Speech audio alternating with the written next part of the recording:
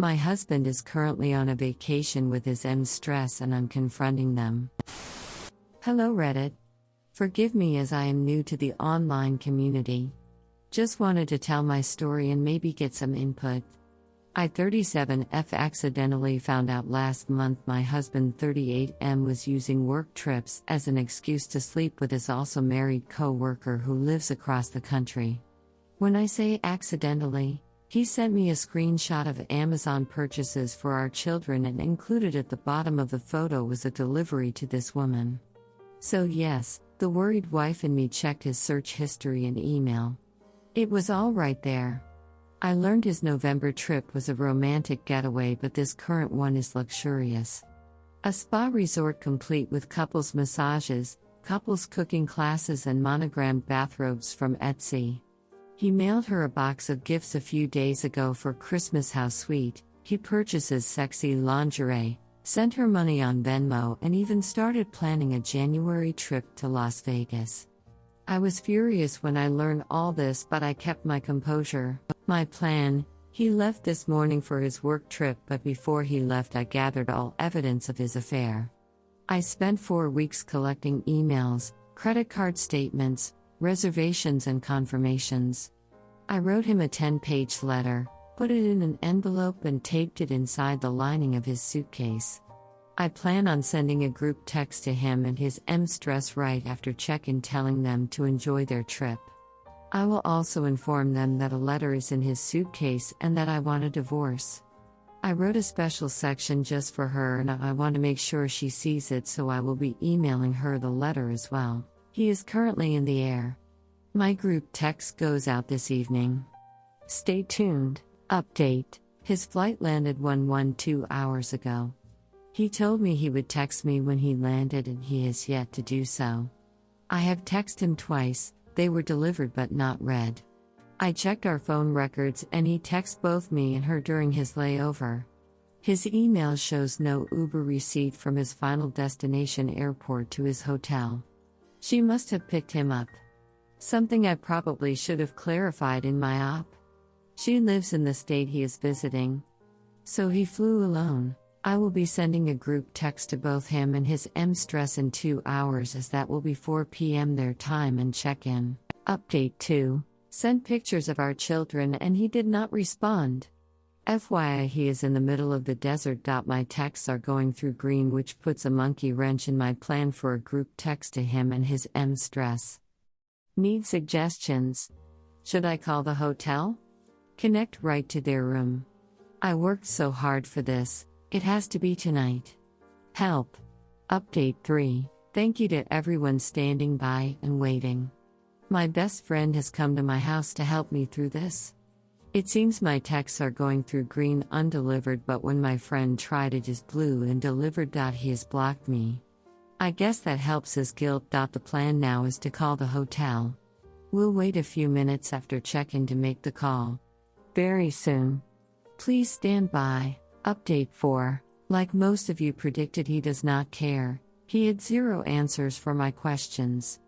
That was the most hurtful part. But guess what? I have all the emotional support, economic support, so I'm not mad. Every question I asked he had no response because his stress was sitting there. I suspect when he is home alone with me, his answers will be different. I have made sure that he will not emotionally and financially duck me because I have secured support from family and friends. He can go duck himself. Update 5. Called his hotel room. Talked to his stress and finally lost my asset. He ended up calling me a few minutes later and had 0 empathy. I'm shocked, but I'm not. He said a divorce was in order and fought me on nothing. I expected him to be sad. He was not, but that's okay. I started packing up his asset. I have some great friend who helped me put everything in the garage. Good riddance? I guess so. The morning after, I wake this morning broken. My house is in shambles as I went on a rampage yesterday, ripping photos off the wall, throwing his stuff in piles on the floor and breaking random objects in anger. Now that I've had a night's sleep, I feel that I am a bit clearer in my thinking as I analyze the conversation we had yesterday. He was different on the phone. That was not the man I know, but who was the man I've known. Because everything was a lie. The only thing he cared about on the phone was getting the kids. Which is perfectly okay, he should want to see his kids. But he refused to answer any question I had or admit to anything. I personally feel his lack of remorse was because he was sitting in front of his stress. If I confronted him at home, this would not have been his reaction. When he comes home Monday night, I expect to see a different man. Also, in my conversation with the stress, I learned she is recently separated. I called my mom. That was hard. While she and my dad have always been loving and supporting, it was hard to make that phone call. I felt like a failure. I know it wasn't my doing, but to admit that I made a poor choice in a spouse was difficult. Was this all because of a mistake I made 13 years ago? Honestly, it doesn't matter. I have 2 days to empty my house of his things. Who do I tell? Do I call his dad? Do I tell his mother? Best friend? Work buddies? I wish there was a manual on how to do this because I'm lost. Even with all my preparation, I'm still humiliated. Luckily, he did not take his house keys when he left. So no need to change the locks. I'll be removing his keys and sending him on his way. I don't plan on seeing him when he gets home Monday night. Doors are locked, everything you own is in the garage. Have your people talk to my people, and I'll see you never. Preparing for the return. My friends and family have been wonderful. I'm so fortunate to have such great people in my life. Yesterday they came to help me move all of his clothing to the garage. His collectibles were all packed up and sitting here, waiting to be appraised. It took a very long time and I was exhausted afterwards, but it was necessary. I honestly don't think he expects me to have gone to such great lengths to remove him from my life. Because I was so emotional when I confronted him, there is a chance that he thinks I will want to reconcile. Fat chance, buddy.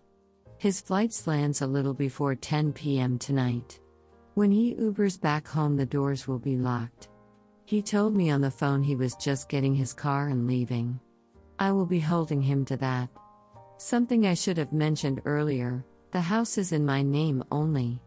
He had no credit when we first started looking, so everything is in my maiden name and purchased by me. Health insurance, car insurance, cell phones, utilities are all in my name. The only thing his name is on is his car. I think he realizes now that could all come back to bite him. I don't want a messy divorce. I'm willing to listen to his demands and try and meet in the middle on as many things as possible. He obviously doesn't care anymore, so I'm going to do my best to not care and treat this like a business deal. The dust has settled. It's been a few days since his return. For a man who so diligently planned a secret retreat with his stress, he took no time to plan for his return home. He has been living in the basement since Monday. I allowed him to watch the children open gifts on Christmas, but he has since returned to the basement. We have contacted 3 mediators and have appointments next week to start the mediation process. It's obviously over. We had a conversation argument upon his return and he actually asked about reconciliation. I laughed. I laughed uncontrollably. Of course, he pushed blame, stating that our marriage has been over for a long time. Well, that's news to me. His actions of an affair were selfish and avoidant. He didn't want to have that hard conversation with me about counseling or divorcing, and this route was easier and a lot more fun.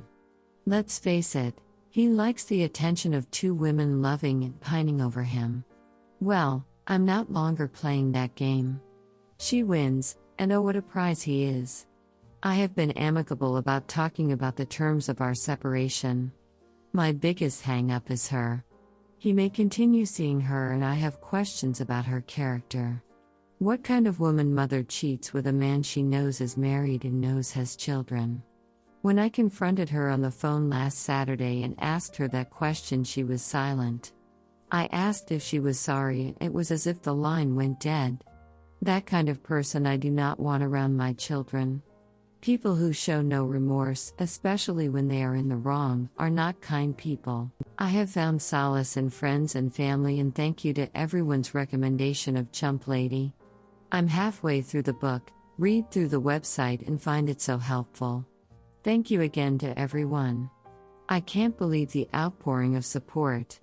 To the trolls, sorry you think I'm an unfit and inattentive wife, but cheaters cheat because they want to.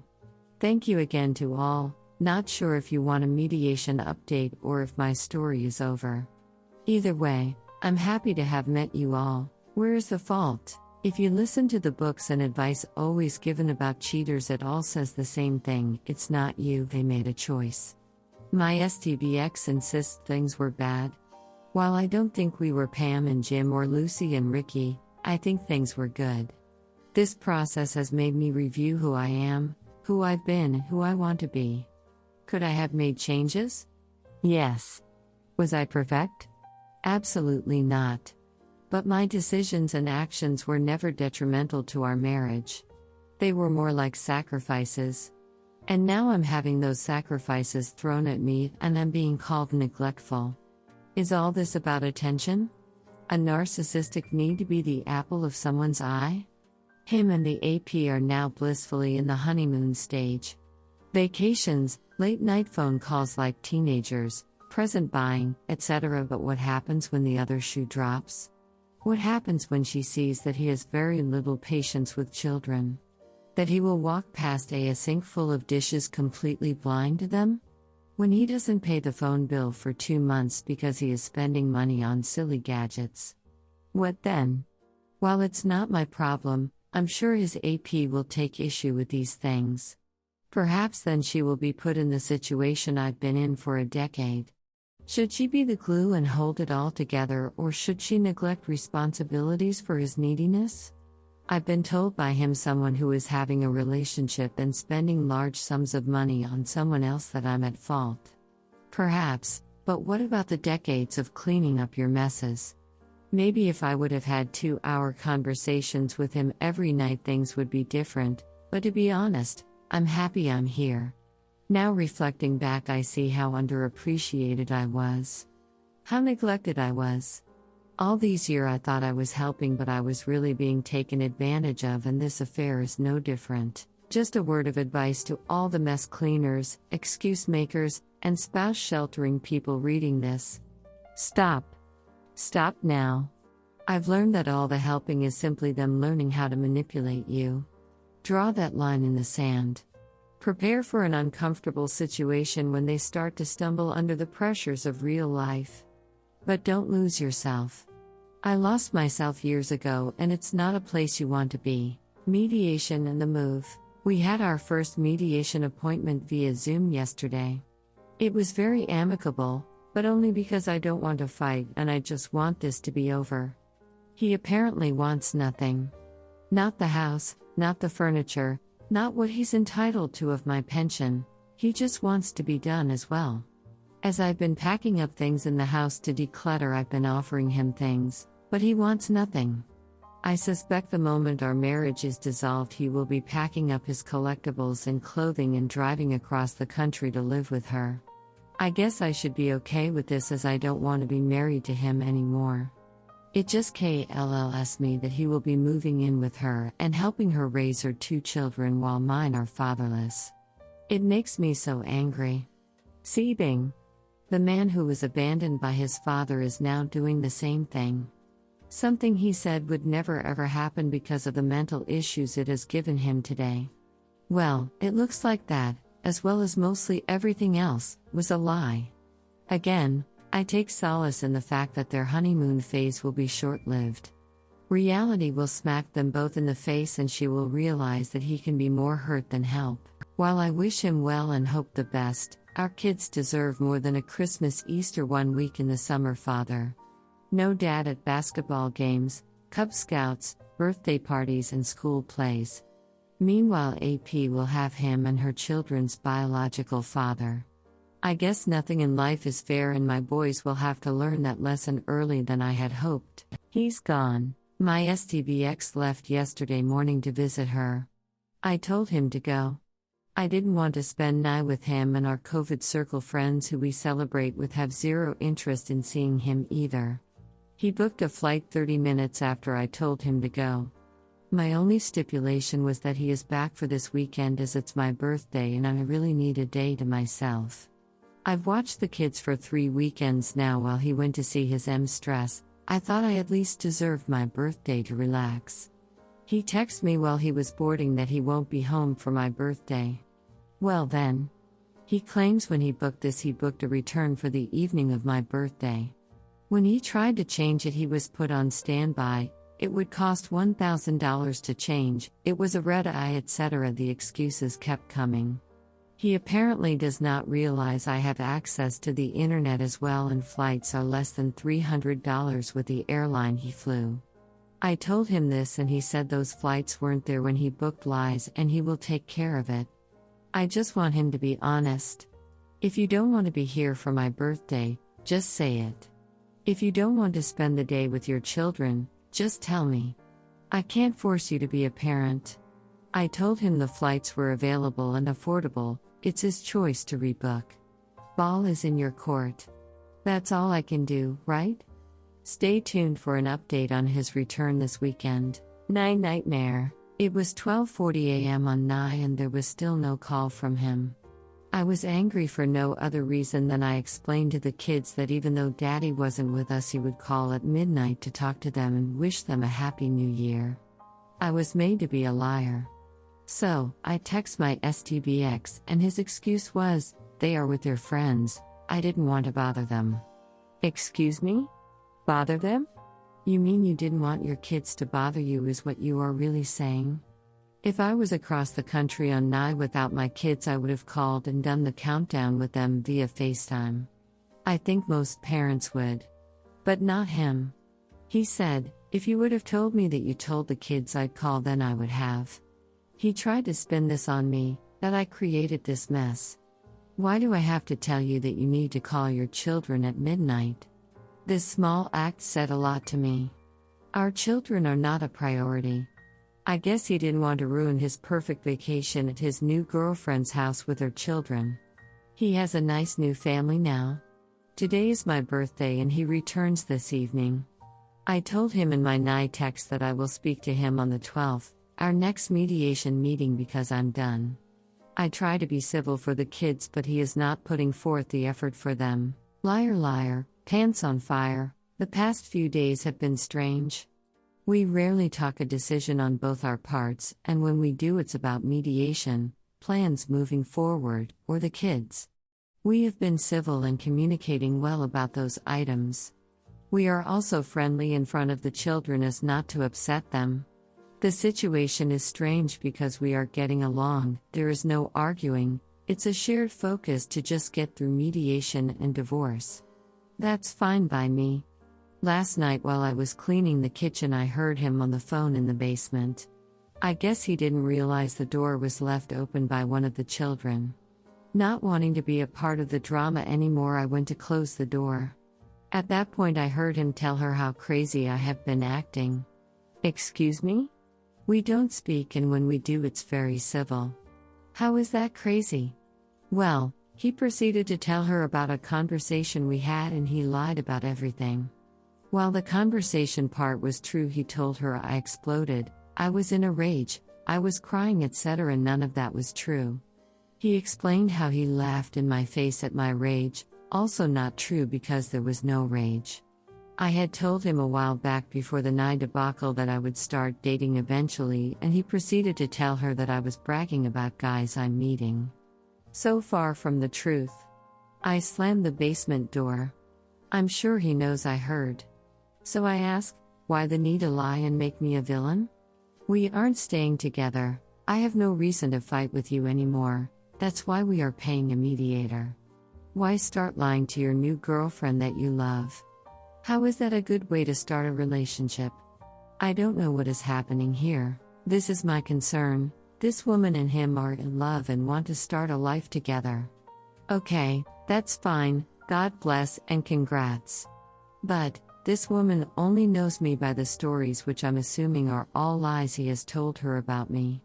If he does move across the country to be with her, how can I trust a woman who hates me because of misinformation to treat my children properly? I don't care if she hates me personally, I'll still sleep fine at night, but now I'm worried about sending my kids in the summer to stay with them. I want to confront him about this, but I know I can't. Maybe it's not that I can't, but I don't know how. Also, he has told no one we are separated and definitely has not told people why. How come? You initiated this, you cheated, you are happy now, so why can't you tell people? He told his father that he was bringing the kids alone to visit him because he and I weren't seeing eye to eye at the moment. What?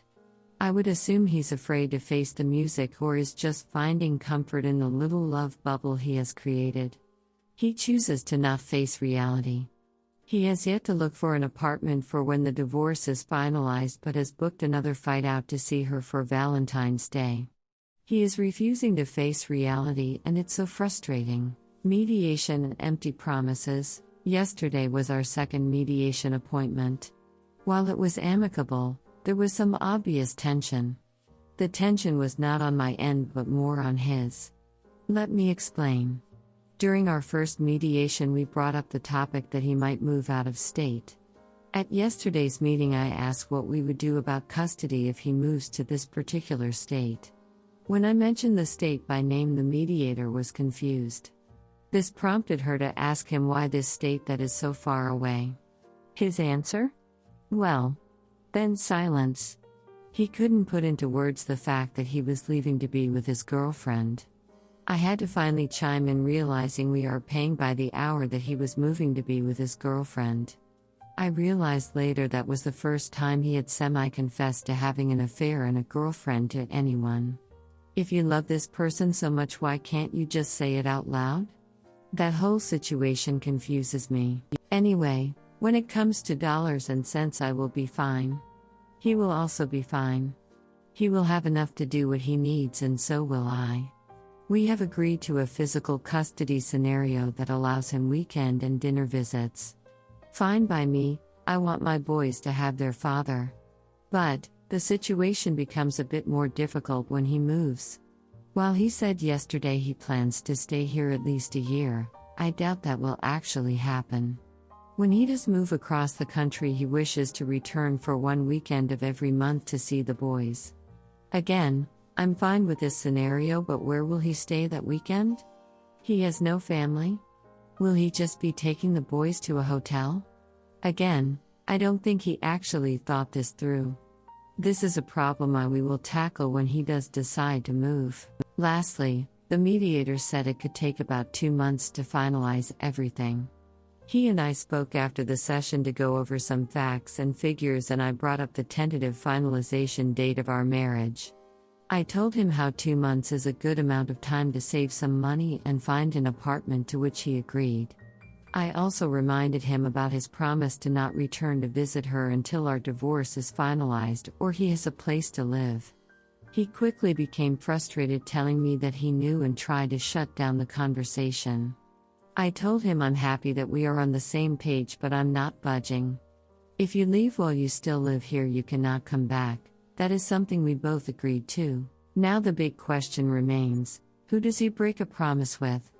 Obviously it's a win-win for me. Stay home and help me with the kids while you save $500 plus and move out quickly, or leave to visit her, and I get you out of the house sooner. I'm happy with either decision. I just want to move on with my life and enjoy my moments with my children. Out for a swim. When I took this dive into the Reddit community, I had no idea where I would land.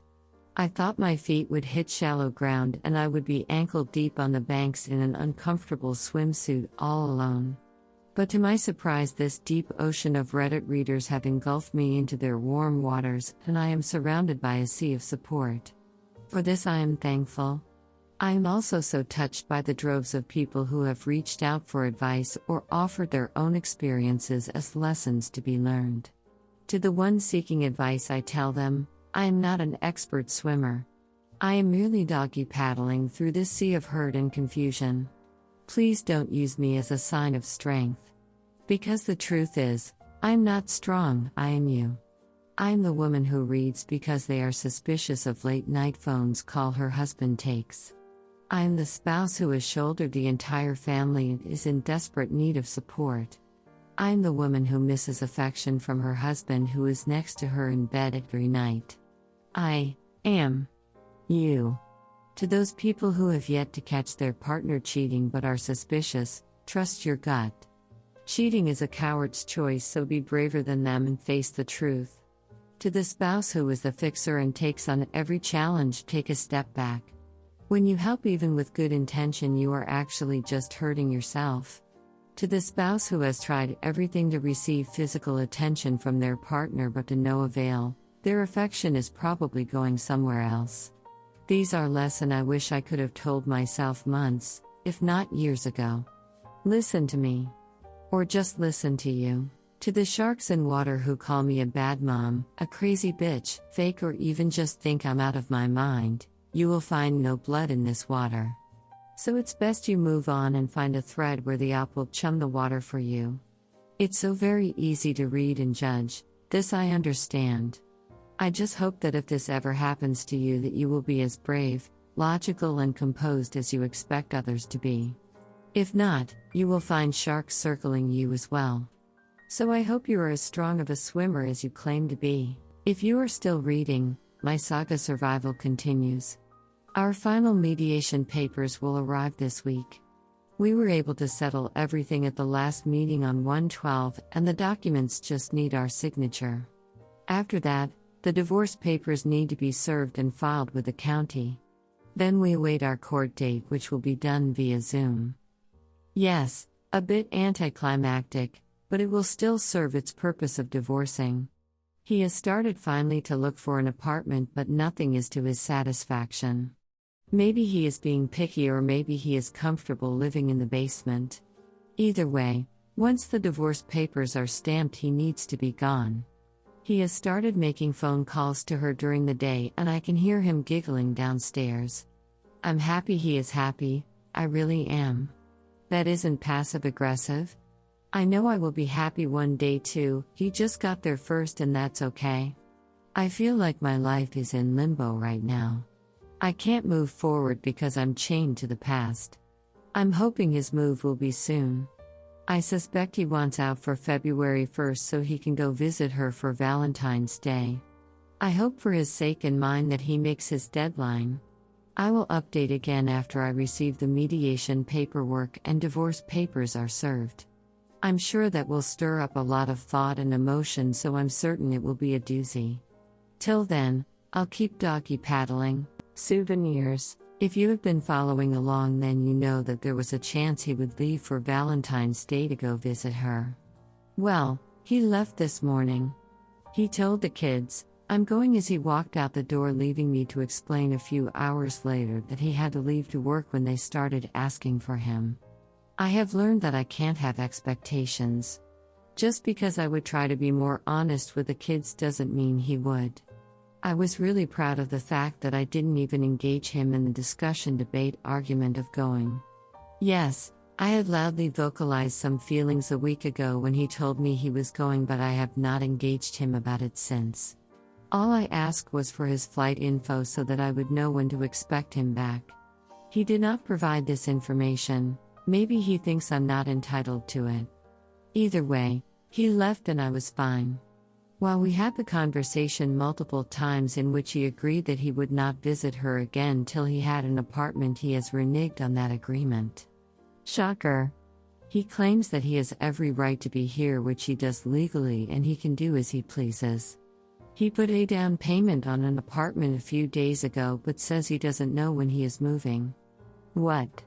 The bills he pays in the house are less than the child support he will have to pay, so I think his decision to stay longer might be a financial one. I've offered him any piece of furniture he wants in the house. I even offered to pay for 1/2 of the cost of bunk beds for the boys. I just need him to leave.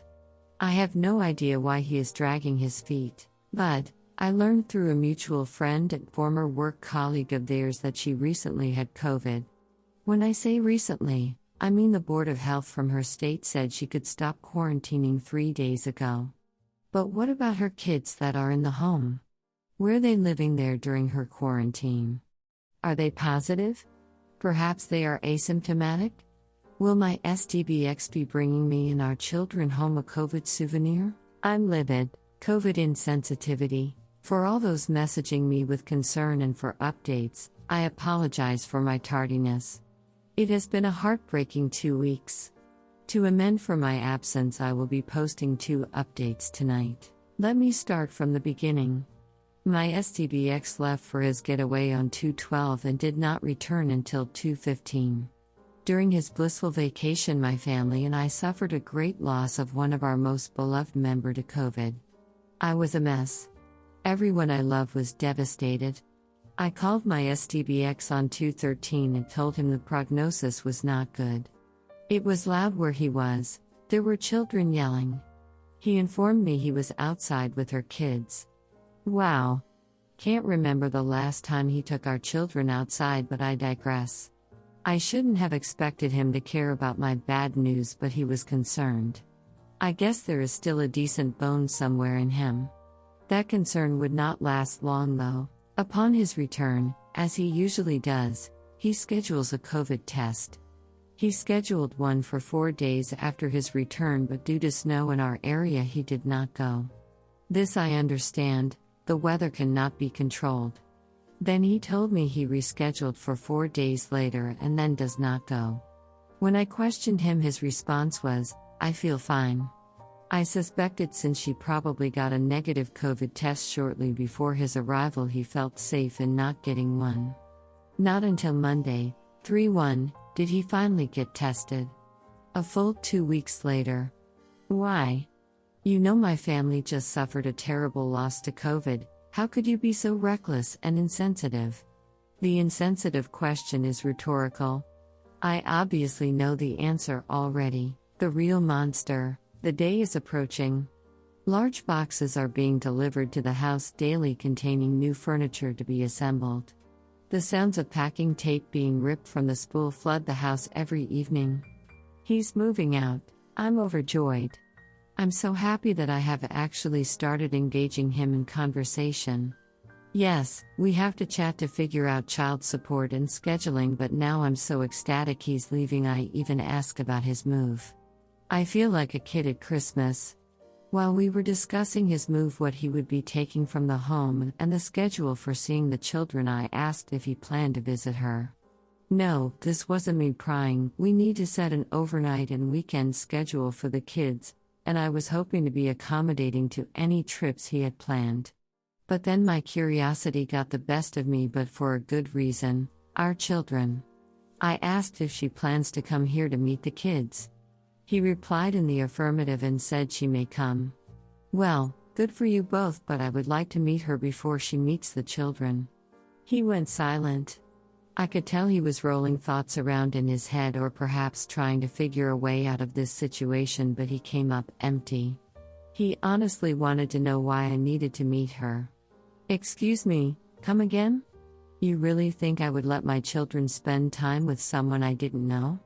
I'm the mother that interviews babysitters. Why would you think I wouldn't want to meet her? He claims to be worried that I won't be civil, but he knows me better than that. I have nothing to gain being rude to her. It's just ammo. I refuse to play that game. Plus, why would I care? I don't want him.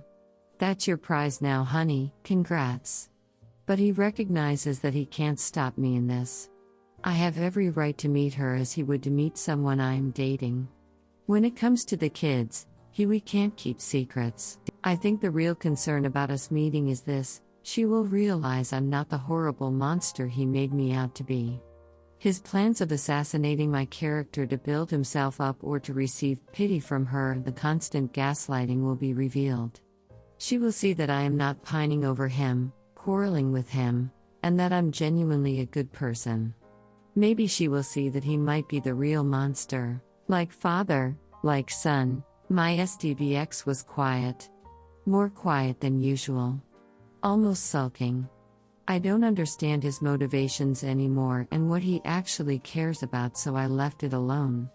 Not my business to care and comfort anymore, right? That evening, after the children went to bed, he sat alone at the dining room table. It was as if he was waiting for me to address him. I did not. Sulk, that's your issue, not mine. After he received no attention from me, he made the big announcement. He claims he told everyone what happened between us, including his father. Then, oddly enough, he started to cry. Full ugly tears. I thought these were tears of embarrassment and shame. He then proceeded to tell me the conversation he had with his father was the first time his dad has actually acted like a father towards him. While that statement in itself is unsettling, it is also confusing. I'm guessing his father supported him? I know if this was my son I'd support him, but also have some strong words about how he went about this and how he should probably proceed in the future. But it looks like he received 100% support. So while I understand, I don't understand. Something was wrong here. Last week was my youngest son's birthday. I had asked my STBX if he would like to invite his father over for cake. He texted him several times with no response. He learned through their conversation confession last night that his father was in another state for work. Okay, understandable. But here is the kicker, he went away, with a new girl he is dating. Why is this strange, you ask? He just asked his wife of 30 years for a divorce at the end of January. So this makes me think, is adultery a learned behavior? My Phil abandoned my STBX when he was 9 years old, the same age as my eldest son now. Is there a pattern here? Or is all this just a crazy coincidence? I could not help myself, I messaged my Mill. She confirmed they were divorcing. I asked if there was any infidelity and she claims to her knowledge, no. But I know better. She said that my Phil started to withdraw from her. He started picking fights for no reason and avoided interacting with her last fall. Then in January he said he wanted a divorce so that he could find himself. A man who is in his 60s, close to retirement, needs to find himself? Sounds like a cop-out to me. But now that I've learned there is another woman which my Mill does not know, I understand that this bloodline of men are too selfish and unfit partners. I know all the comments will tell me to tell my Mill about the infidelity on his part, and I plan on doing so. I just need a little more information before I break the news to her. Moving trucks and spilled tea. It happened. Finally. He's gone. My basement is so empty and quiet it echoes. The day he moved, a box truck pulled up to my house and my children ran to the window to watch. I didn't know how to distract them as I was working. I was able to pull them away from the window with the promise of treats once they were at the table to do schoolwork. My youngest, though, would not budge. After 45 minutes of loading, the truck pulled away and my STBX drove off. My youngest came away from the window looking sad. I immediately talked to him and tried to comfort him. After a few moments he asked, "Is the truck coming back?" I was confused. I told him that we were staying here and no one else was moving.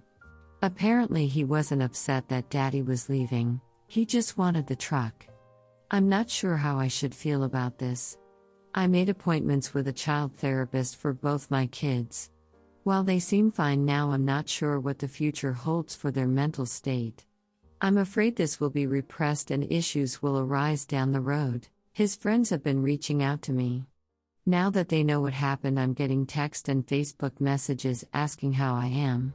I know in reality they are just being nosy. They may care a little, but they just want me to spill the tea. They'll. I put the kettle on. I wasn't surprised to learn that my STBX wasn't completely honest with them. He failed to mention traveling during a pandemic to visit her. I guess that would make him look reckless? Selfish? Idiotic? The wives of his friends are in shock. They considered my STBX a friend that could be trusted, a man who had it all together. Basically, they trusted my STBX would be a good influence on their husbands. Boy, were they wrong. Concerning my Mill, I have not told her. This is because I don't have any real information. What I did tell her, though, was to do some investigating to see if he is having an affair.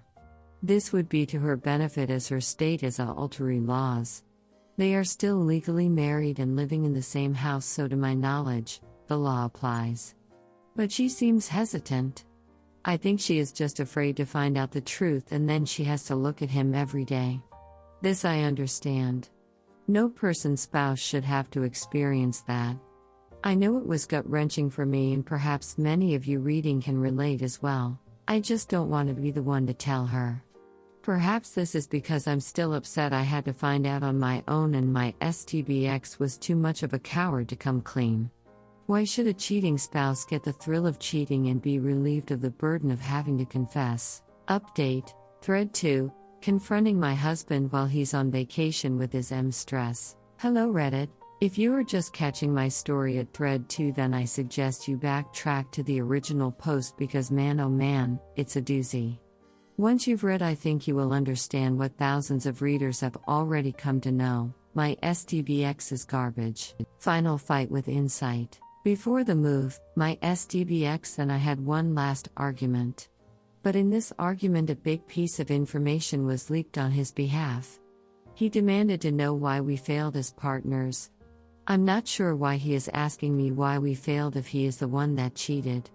I gave him the same reasoning I gave him months ago when we talked about this.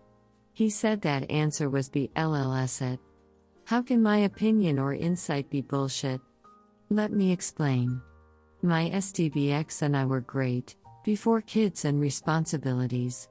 But when other people are children and responsibilities, work, bills, house upkeep came into play, things changed.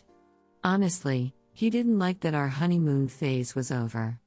That's what he loves the most and why his shiny new relationship is so appealing. He didn't like that our money for nights out now went to plumbers, school clothes and the gas bill. Was this another case of being a narcissist and needing all the attention? Perhaps so. Could I have done better to make him a priority? Probably, but then something else of importance would have been neglected. Perhaps if he would have helped me carry the load and took more responsibility, there would be more time for us. I was the parent that went to every school function. I took the kids food shopping with me on a Saturday so he could have some relaxed time. I made all the meals. I did the doctor appointments. I called the repairmen. I bought the clothing. I cut coupons. I tended to sick children. I gave baths. I made plans to visit his family, etc. Long story short, the list of responsibilities he had was minimal or close to non-existent. I just always thought we would more like I would sacrifice and work now only to relax and enjoy later. Maybe that was my mistake.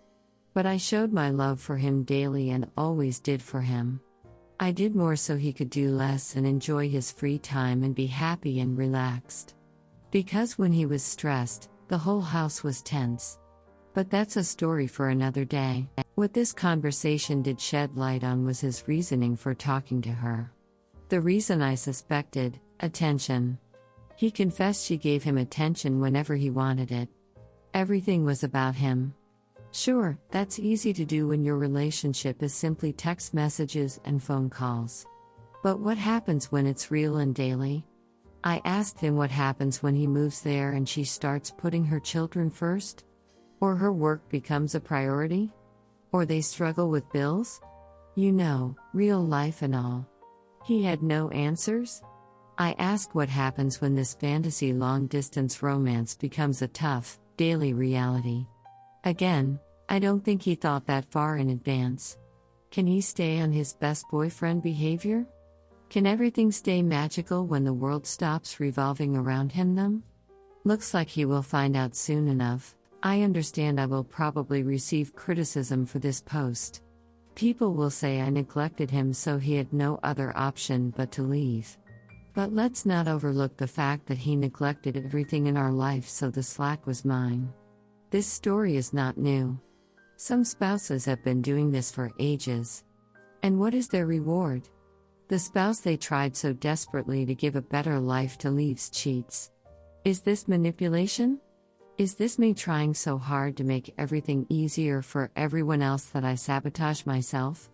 All I wanted was an equal partner, but that's something that I never got.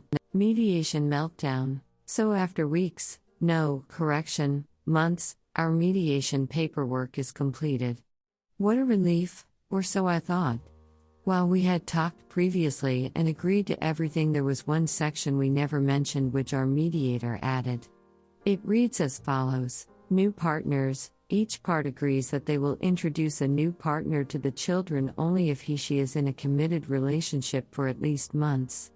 Each parent will inform the other party prior to introducing a new partner to the children. While that wasn't something that was discussed, I think that's an important piece of the puzzle.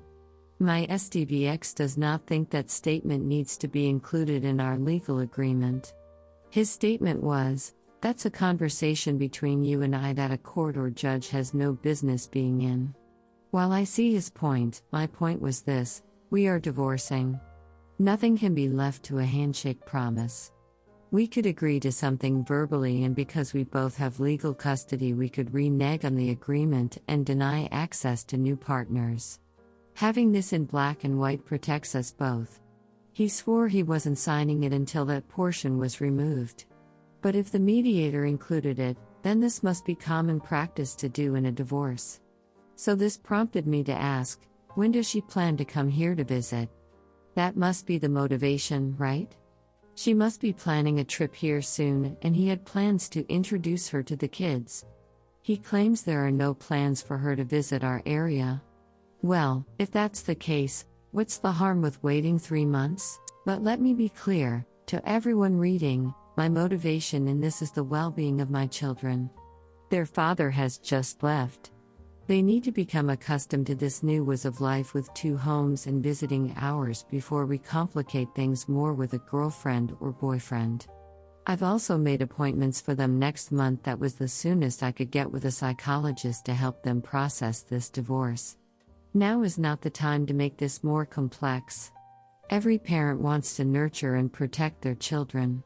His AP waited 5 months to introduce him to her children. Why is it not okay for us to wait too then? Changes. I had to sit down this past week and really think. What is more important to me, my pride or moving on? I said from the beginning that I want him to be a father, to be involved and active in their lives. So, we made some changes last night. After a talk, plus an argument, followed by more talking, we altered our custody agreement to give him more time with the kids. I know from the past 10 years that he has never been an active father. Perhaps now he feels the need to be?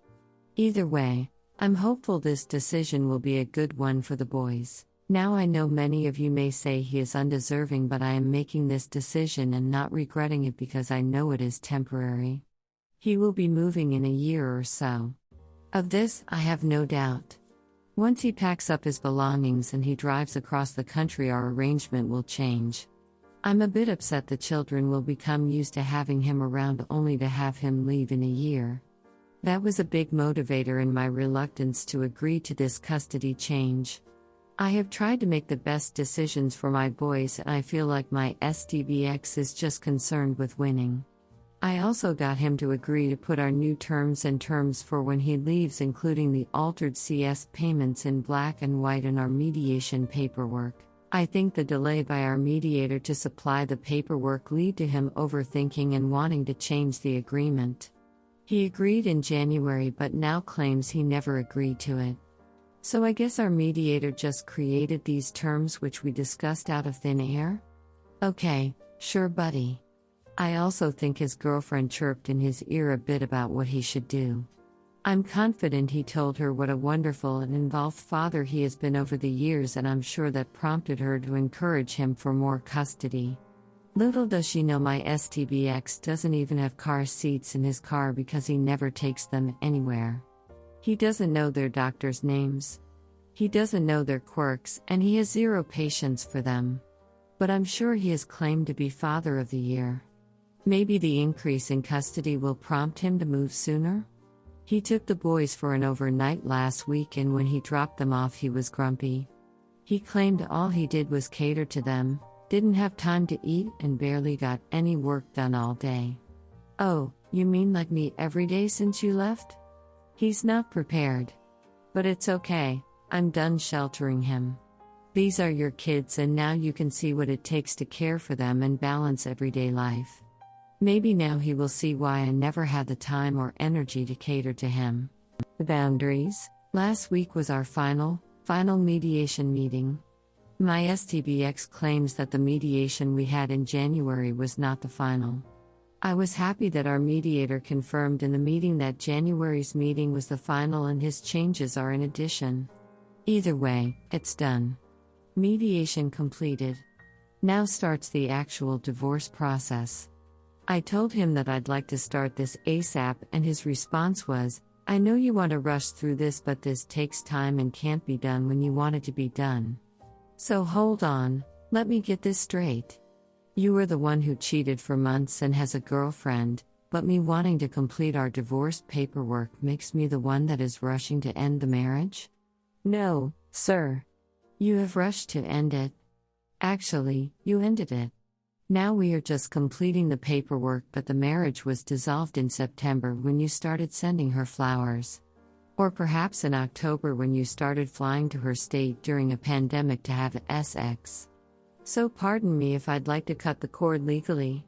You have already severed it emotionally. Even though we aren't legally divorced, he has been taking the kids 3-4 nights a week on a rotating schedule. Truth be told, I'm happy he is stepping up, but my children don't like it.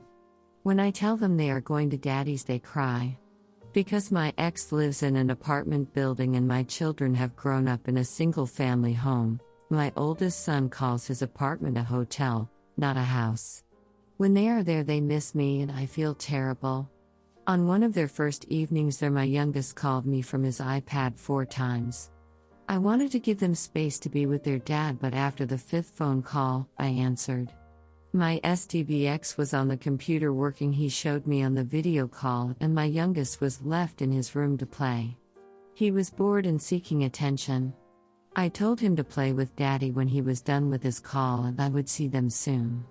After we hung up, I got an angry text from my ex telling me we need to practice boundaries when we have the children and respect each other's time with them. The children were now asking him when they come home. He said to me this is their home as well and they should know that. A few things about this. 1. If you were paying attention to the kids, they would not call me. I understand you are working, but I work from home as well, and they are never calling you while I am here. I have to tell the kids to call you, and even then they don't want to. 2. Boundaries? You have been coming to the house every night on my days to say goodnight to them. So you can come to my home and see them for 45 minutes every night, but I can't answer my son's 5th phone call to me? Here's some boundaries: you can't come here anymore. He is very regretful he brought up this argument because it hurts him more than me. I have no problems playing fair, but you have to play as well. 3. If you want your kids to feel like your house is their home as well, then you need to tell them, not me. Okay, I get it, but they don't. So you need to have that conversation with them, not me. I've just resolved myself to the fact that I will always be the bad guy, the gymnast. I've always been flexible. Well, physically not so much with age, but flexible in situations has never been a problem. My STBX fought me on a 50-50 custody agreement. One in which I agreed to. Our original agreement was for a 65-35 split, which gave him every other weekend plus a few dinner time visits in between. For someone who has never been an active father, this should have been enough. Apparently now he thinks he's super dad and wishes to take the lead. This would have been helpful years ago, but better late than never. He contacts me the other day telling me he will be picking up the kids for 2 overnights this week. Mind you, he is supposed to have the kids 2 days on one week and then 5 days the next week. I tell him that he can have the kids over the weekend as well. This is when he tells me he has several work trips and personal trip to see his girlfriend coming up, so he needs me to be flexible with the visits. Flexible? I thought you were the I need to see my kids more dad now. The dad who needed more time and less time and child support for me with his children. Where did that guy go? The month of April he has had the kids for 8 nights total. And when I mention this isn't 50-50, I'm the bad guy and need to be understanding to his work and personal life. Excuse me, I have work and a personal life too. Well, Not really a personal life, but I hope to soon. Why do I have to be flexible to you and you aren't to me? I told him I offered him the 65-35 split that would allow him more free time for work pleasure, and he didn't want it. He said I was steamrolling him into taking that agreement and he wasn't happy with the time he'd have with the kids. Touched that he wanted more time with the kids, I agreed to this, and now that it's in black and white I have to have the kids more and receive less child support because you can't keep up with the deal you wanted. I think in all honesty it wasn't about seeing his kids, it was about not giving me what I asked for. He says I rely too much on our agreement and that it's just a guideline, we don't need to live and die by it. But I think we do. It's a legal document about our children and our assets. So if we don't live and die by it, will you stop paying child support? Or maybe decide that you want things that are mine? It's just a piece of paper, right? For a man who lead a double life, had an affair, has a girlfriend, and wanted out of this house, he sure doesn't seem to want to face the reality of what a divorce actually is. So if he doesn't take the kids for his 50-50 visits, what are my options? Start this process again with another agreement? Take him to court? I think perhaps my best option is to not be flexible, and when they numbers don't add up we go back to court. I don't see any other option. Transparency. This past weekend was Mother's Day. It was a strange day this year, but still oddly more enjoyable than previous years. My STBX has been taking the kids on the schedule I created, and so far, no issues. He has yet to pay me any child support, but I will give him till the 15th till I make a stink about that. The boys were with him over the weekend, but he returned them on Sunday so I could spend the day with them. I asked him while he was here if he called his grandmother yet. His grandmother is the only family besides his equally unfaithful father that he speaks to. He told me he spoke to her and that he told her that we have separated. I was shocked. This was a big one. I knew it would be hard to tell her and the news would give her a heart attack. He said she was upset and shared some of their conversation with me. He told me he did not tell her why we split, only that we had. While not the whole truth, I was happy to see that he took this tough step.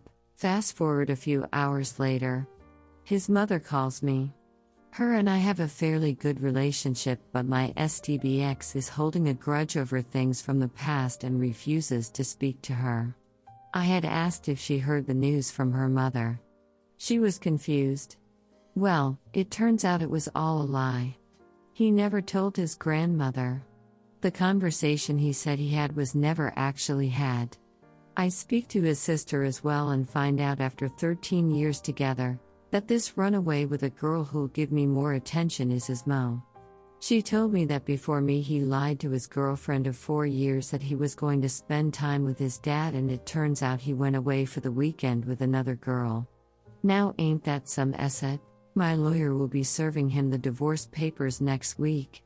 When I told him for the second time that I was hiring a lawyer to do that papers and did not want us to do them ourselves, he got angry.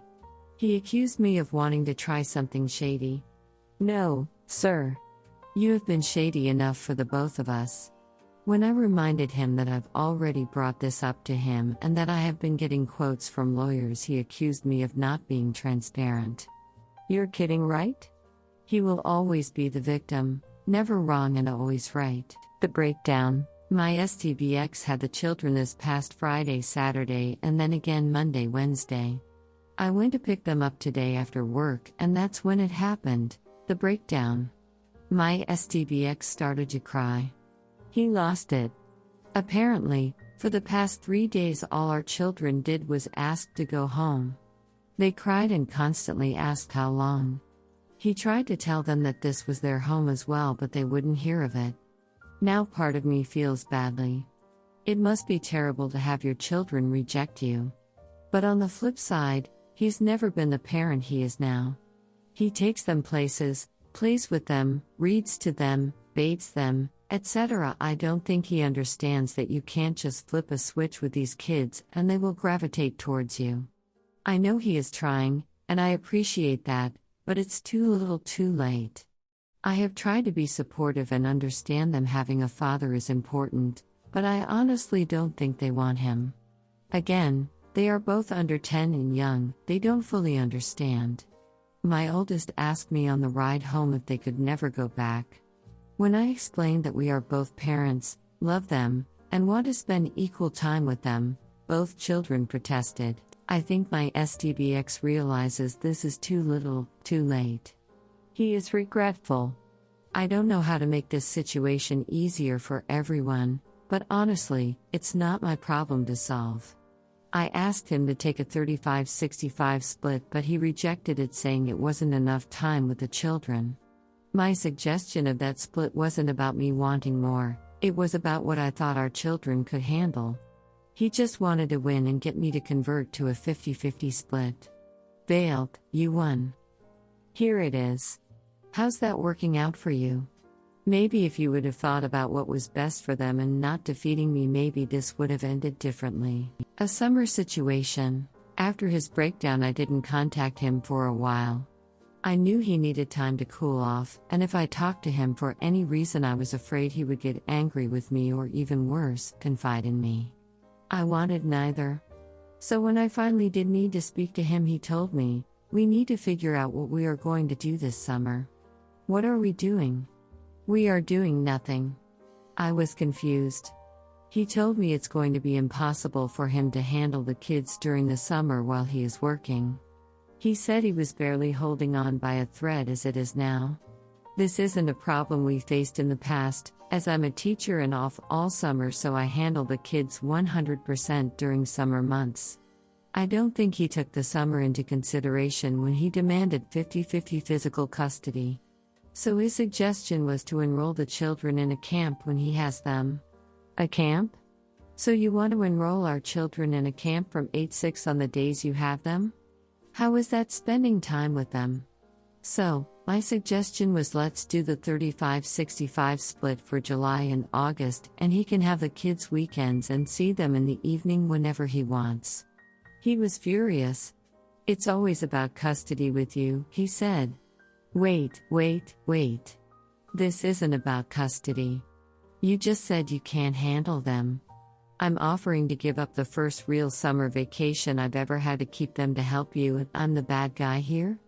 Make this make sense. He claims the kids need to socialize. In the past 9 years he has never cared if the children socialized, but now it's a big deal? This was the man who rolled his eyes and complained about having to go to a kid's birthday party for 3 hours. So I left it alone. Let him sit on the thought for a bit. A few days later, to be proactive, I sent him information about summer camps, along with price lists. It would cost between $250,000 and $350 a week for camp. The camps I found are only for 5 weeks, leaving most of August without childcare for him. How does this help? How is this spending time with the kids? Putting our children in an expensive weekly camp during COVID just so you can give them dinner, bath and put them to bed doesn't help them or your relationship with them. My family owns a house by the beach. I will be down there most of the summer with kids. When I'm home, we have friends we can visit, and at least we have a yard at our house for the children to play in. The children will be happy, socialize with family and friends, and most importantly, be safer with me than in a camp. Lastly, I will add that he has yet to pay me child support for April and May. He moved out in March, took the kids for 8 overnights in April. It should have been 15, and has yet to give me a dime for April and May. But he can afford almost $1,300 in camp fees just to have his custody? Even more proof that his actions are not about what's best for the kids, it's just a competition with me. Again, make this make sense. Get the papers. I'm officially in the court system, with a docket number and everything. It's on its way to becoming official, and I am elated. My STBX does not seem that excited. This past weekend he flew out to her state and attended a family wedding as her guest. I'm happy they are taking these steps as a couple, because if they are happy he will move, and the farther away he is the better. When he returned he was now excited about the divorce. asking me when the lawyer would send him paperwork to sign and what the timeline was moving forward. He was on cloud nine after his vacation and wished to hurry the process up. The day he was having his share of paperwork notarized was also the day I was going to pick up the children from him. When I got there, he was short with me. I could tell he was on the verge of a panic attack. He hurried us away and then texted me later explaining he in fact was in the beginning stages of a panic attack. But why? He told me he was feeling overwhelmed. Between the kids, work, managing a household and maintaining a social life, he felt burnt out. Wow. This sounds oddly familiar. This was my story for the past 10 years. The reason I didn't go on date nights as often as he liked was for this exact reason. Part of me felt bad because I know what that feeling is like. But another part of me relished the thought of his struggling and coming to the realization that that was my life and reason for his cheating. So, how should I react? After I took a second to think, I blurted, "Wow, that sucks. I'm taking the kids to the beach this weekend. See you Monday morning when you pick them up." I decided to give him the support he gave me for 10 years. If anyone knows what movie this post's title is from, then you know, you gotta do what your heart tells you to do. D-Day. Sunday, it's happening. The day I've been waiting for and he has been dreading. I'm going to meet the girlfriend. I'm honestly excited. He, on the other hand, is in a panic. And I understand why. I exploded on that woman on the phone and said some terrible things. And I also understand it's going to be hard for him to hide his lies about me being insane when we are face to face. He texted me a few days ago and told me that he would be picking the boys up on Father's Day to head down the shore with them and she would be accompanying them. When they come to pick up the boys, we can have a chat. I'm fine with that. I'm actually relieved he wasn't planning on taking the boys to the shore alone. I don't think he can handle them both on the boardwalk or in arcades. He is very worried that I will cause a scene when I meet her. It's actually the exact opposite. I plan on being myself, very friendly and welcoming. I need her to see I'm not that emotional woman that I was on the phone and in my letter. I mentioned to him via text that I would not jeopardize the good relationship he and I have had recently with each other and co-parenting by being mean to her. His exact words, "I don't need you to speak about what you and I have." But why? Why wouldn't the fact that we are getting along and co-parenting be something she shouldn't know? And then I remembered, he lies. He must be telling her I'm impossible. That I'm a terrible human being. That I'm difficult and unreasonable. How can he make this lie hold water if I'm polite and friendly to her and him? The boys have each made something for him, and I got a small gift from the boys to give him. We will present him with those things in front of her. I feel like if I saw someone who was supposed to be cruel and insane do that to their enemy, I'd have questions as well. Also, I plan on packing snacks for the boys and him for the trip. This is something I'd for whether she was there or not. Are those the acts of a crazy and hateful person? I think not. Lastly, and some of you may not agree with this, I'm going to apologize for how I spoke to her. I know she was wrong for what she did, and if she ever wants to apologize, I'd listen. But I'm not proud of how I spoke to her on the phone. That was the worst side of me. I think she understands my actions, but my apology is not to get on her good side. I want to be the bigger person. I don't plan on ever being friends with this woman, but she will be left alone with my children at some point, so I'm doing this for them. Also, my selfish motive, if she is happy and feels comfortable with my STBX, she will want him to move out of state with her. I want this. So I won't do anything to jeopardize this move. I will update you all on Sunday evening with the play-by-play of our meet. My strange meet cute. Since my last post, my head has been swimming. I spent so many months envisioning this moment, and now it is here, and all the scenarios I've run in my head seem like cheesy movie scenes. None of it is plausible.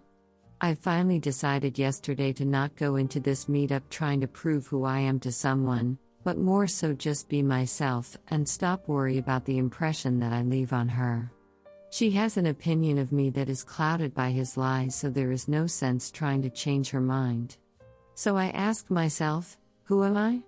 And then I remembered that before this whole fiasco, I was the person who cabled with kindness. While that kindness was manipulated by my STBX, I was the one who was in control now. So I did what I thought was right. My children made Father's Day cards for him, and then I had them make cards for her. I had them introduce themselves and list one things they'd like to do with her. They drew pictures and colored, and all was right in the world. Kill them with kindness. I texted him last night asking what time was pickup. He was at dinner and said he would text me back when they were done. I woke up at 6:30 with no text from him. I texted him at 6:30, 7:30, 8 and finally received word back from him just before 9. Be there in an hour. Okay, know that is settled. What do I wear? I opted for the true to myself outfit, leggings, flip-flops and a cute off-the-shoulder shirt. Bury me. Hair, curly. Makeup, light but with a generous amount of mascara. It was now 9:40, so we sat and waited. The boys grew antsy. At 10:30 I get a text that his stomach is upset, so they ran a little late. Sounds like a case of nerves to me. Then at just before 11 they arrive. I assemble the boys and the gifts and we come outside. There she is. Right there. Standing on my steps. For a hot second I raged inside. I wanted to say something smart like, "You left me for this?"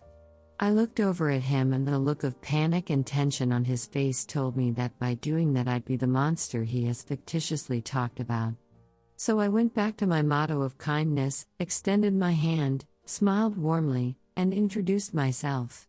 She was shocked. Where is this lunatic I've heard so much of? Why isn't she trying to claw out my eyes? I can only imagine what was running through her head. The boys presented their gifts to Dad and then gave her the cards. Shock took her over again. Cards that aren't death threats? How? Why?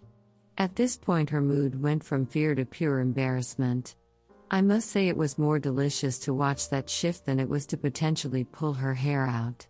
We hustled the boys into the car, and as my STBX walked to the other side of the car to get them, and I turned to her. Shock and fear had returned to her face. She had difficulty making eye contact with me. I could hear my STBX heart beating from 10 feet away. I looked at her and said, "I just want to apologize for how I first spoke to you. I was an emotional wreck, but I said some terrible things and that was very unlike me. I know my actions were justified, but reflected back on that day I'm unhappy with how I acted towards you. Hello Shock, have you met our dear friend Guilt?" A wave of guilt took over her as she bumbled through her own half-assed apology. She couldn't say the word affair, instead she said what happened. Own it girl, just own it. But she did end her nonsensical word vomit wishing to have a conversation with me about what transpired. I used the word transpired. Most of her words were less than 2 syllables. My STBX, who had started to look relieved, now tensed at the idea of her and I having a chat. I have already promised myself I won't speak badly of him to her. Maybe I'll just give her a link to this thread instead. Haha. Now I look forward to her spending 48 hours with him and our kids. Now she can see the short temper and lack of patience he has. It is going to be very hard for him to keep up his Father of the Year act. I'm sure my children will give me a play-by-play of how their visit went. I will update you all on Wednesday when the children have returned. Thank you all again for supporting me on this journey. Today was a big day, but I'm proud of my growth. Part of that growth is from the support I've received from you all. So many, many thanks. Feudal friends, on Sunday evening I sat home alone, glass of white wine in hand, and replayed the morning over in my head. As I sipped, I let the interaction play out in my mind and tried to analyze the scenario. My interpretation was that she was stunned, he was floored, my kids were indifferent, and I was victorious. I was pleased with my behavior and felt that there wasn't much more that could be done.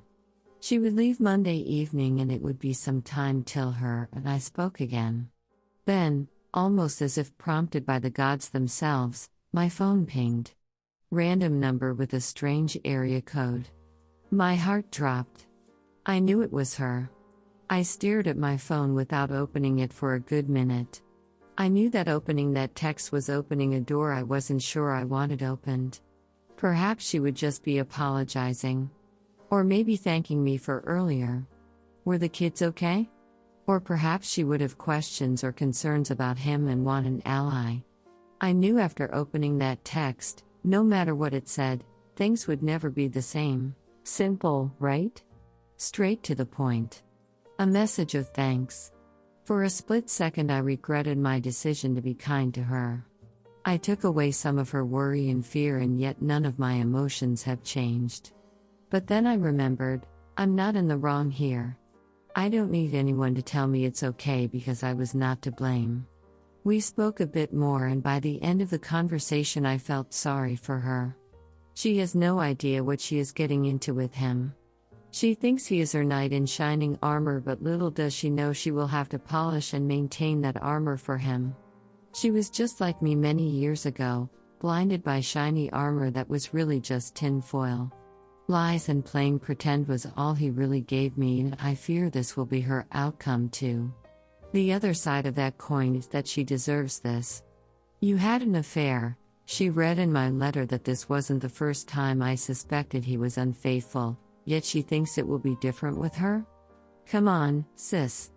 You're smarter than this, you gotta do better, girl. After I picked up the boys, they gave me rave reviews about her and their father.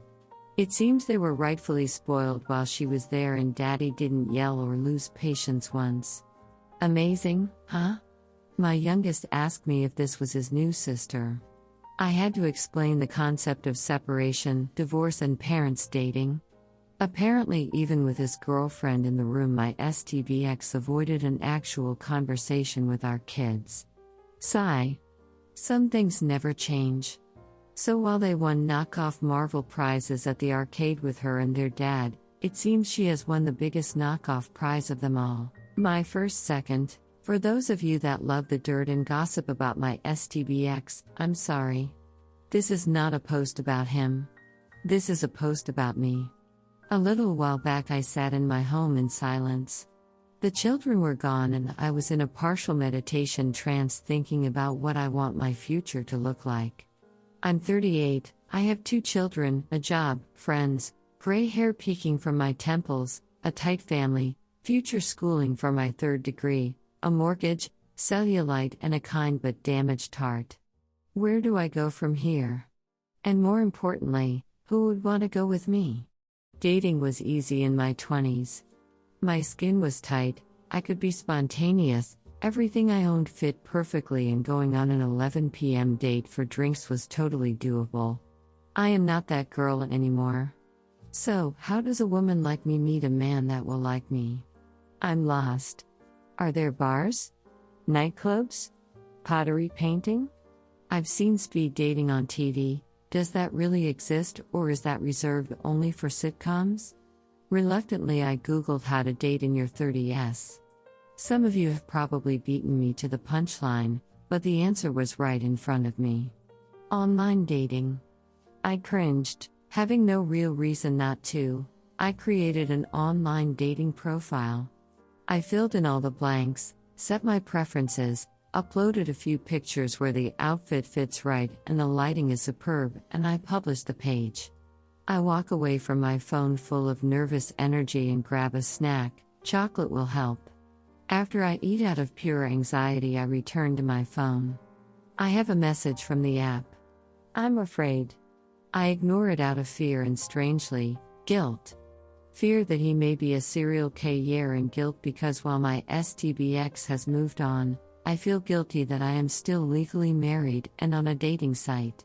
I do the only logical thing next. I go to bed. I lay in bed and try to remember what a first date is like.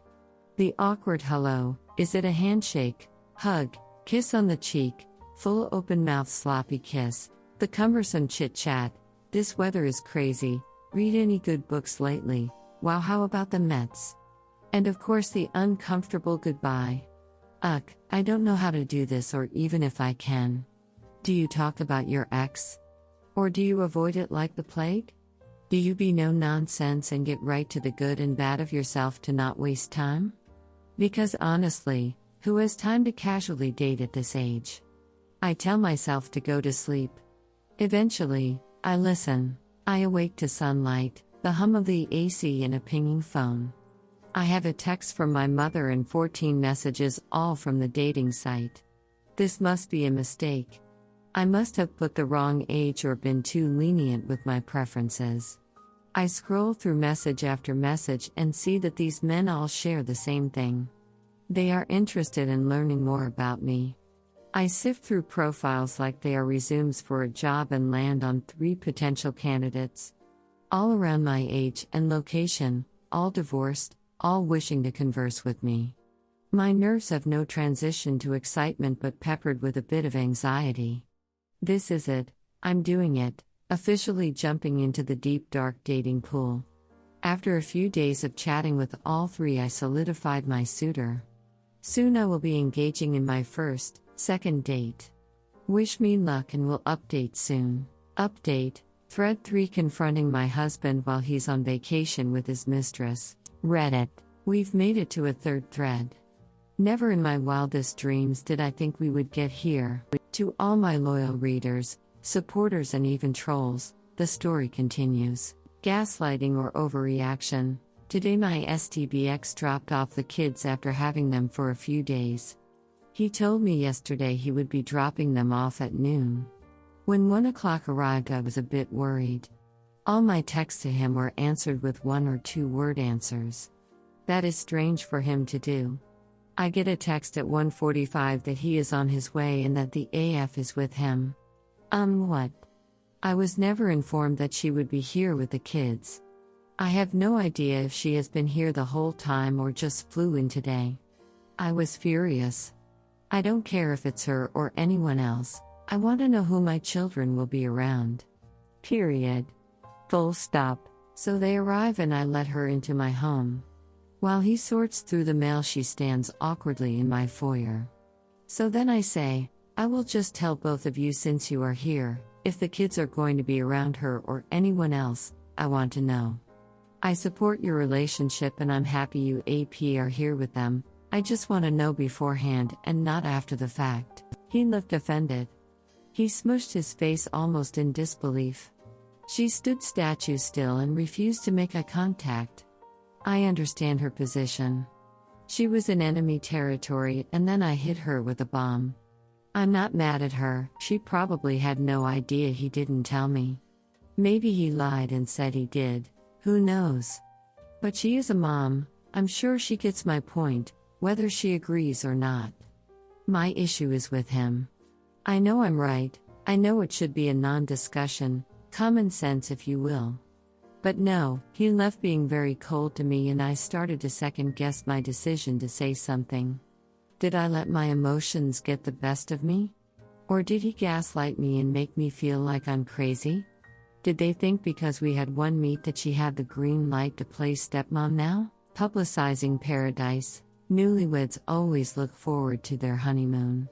White sandy beaches, topical drinks with little umbrellas, time all day and all night. Paradise, right?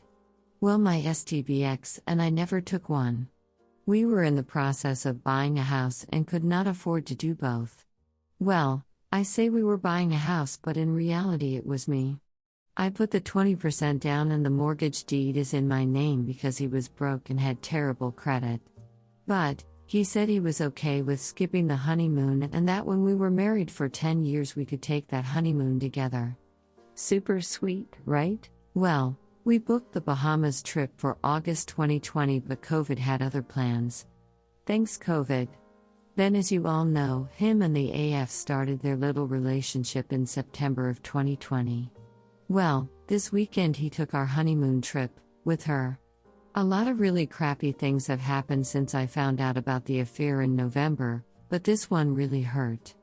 I gave this man 13 years of my life, 2 kids, a home, bought him 2 cars, made countless meals, stayed up with newborns and sick children, shuttled the kids to activities, etc., and my reward for years of doing literally everything was taking her on the trip we booked together.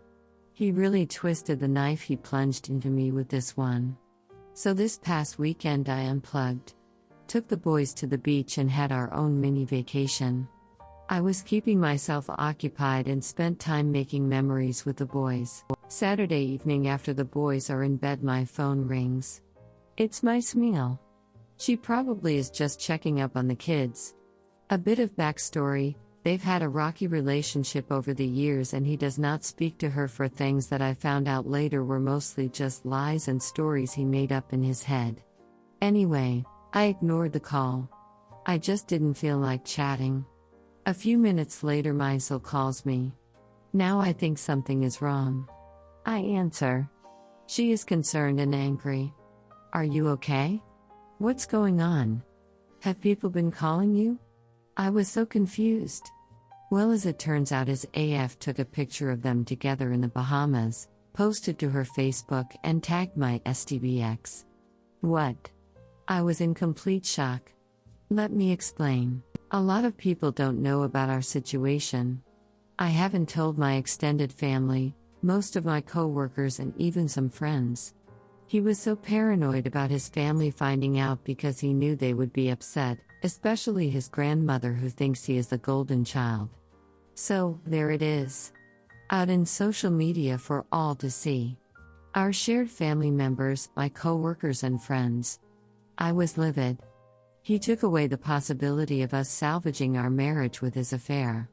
My hands were tied, he was in love with someone else. Fine. Now he took away my privacy. My marital status is now out there for all to know. Again, I was stripped of the ability to make a decision for myself and tell people on my own time. I went through my phone and saw I had missed calls from 2 co-workers and a friend. I can only assume that's why they called. I haven't called them back because I don't know what to say. Haha, yay, I'm separated. Yay, I didn't want to tell people till I was legally divorced. Yes, he has a girlfriend. Sure, I'll retell the story and live through that pain again, no problem. So I confronted him via text. His response? We are divorced in everything but the paperwork. You've gone on dates and living your life just like I am. What? You mean the only thing that really signifies a divorce is the one things we don't have? What an idiot.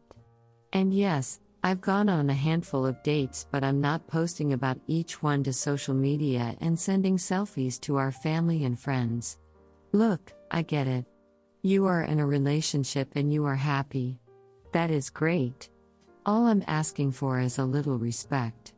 You publicizing your vacation with her also affects me. But, I guess you have to give a S at first to recognize that. I want you all to know I read each and every one of your comments. A lot of you have stated that I need to start doing for me.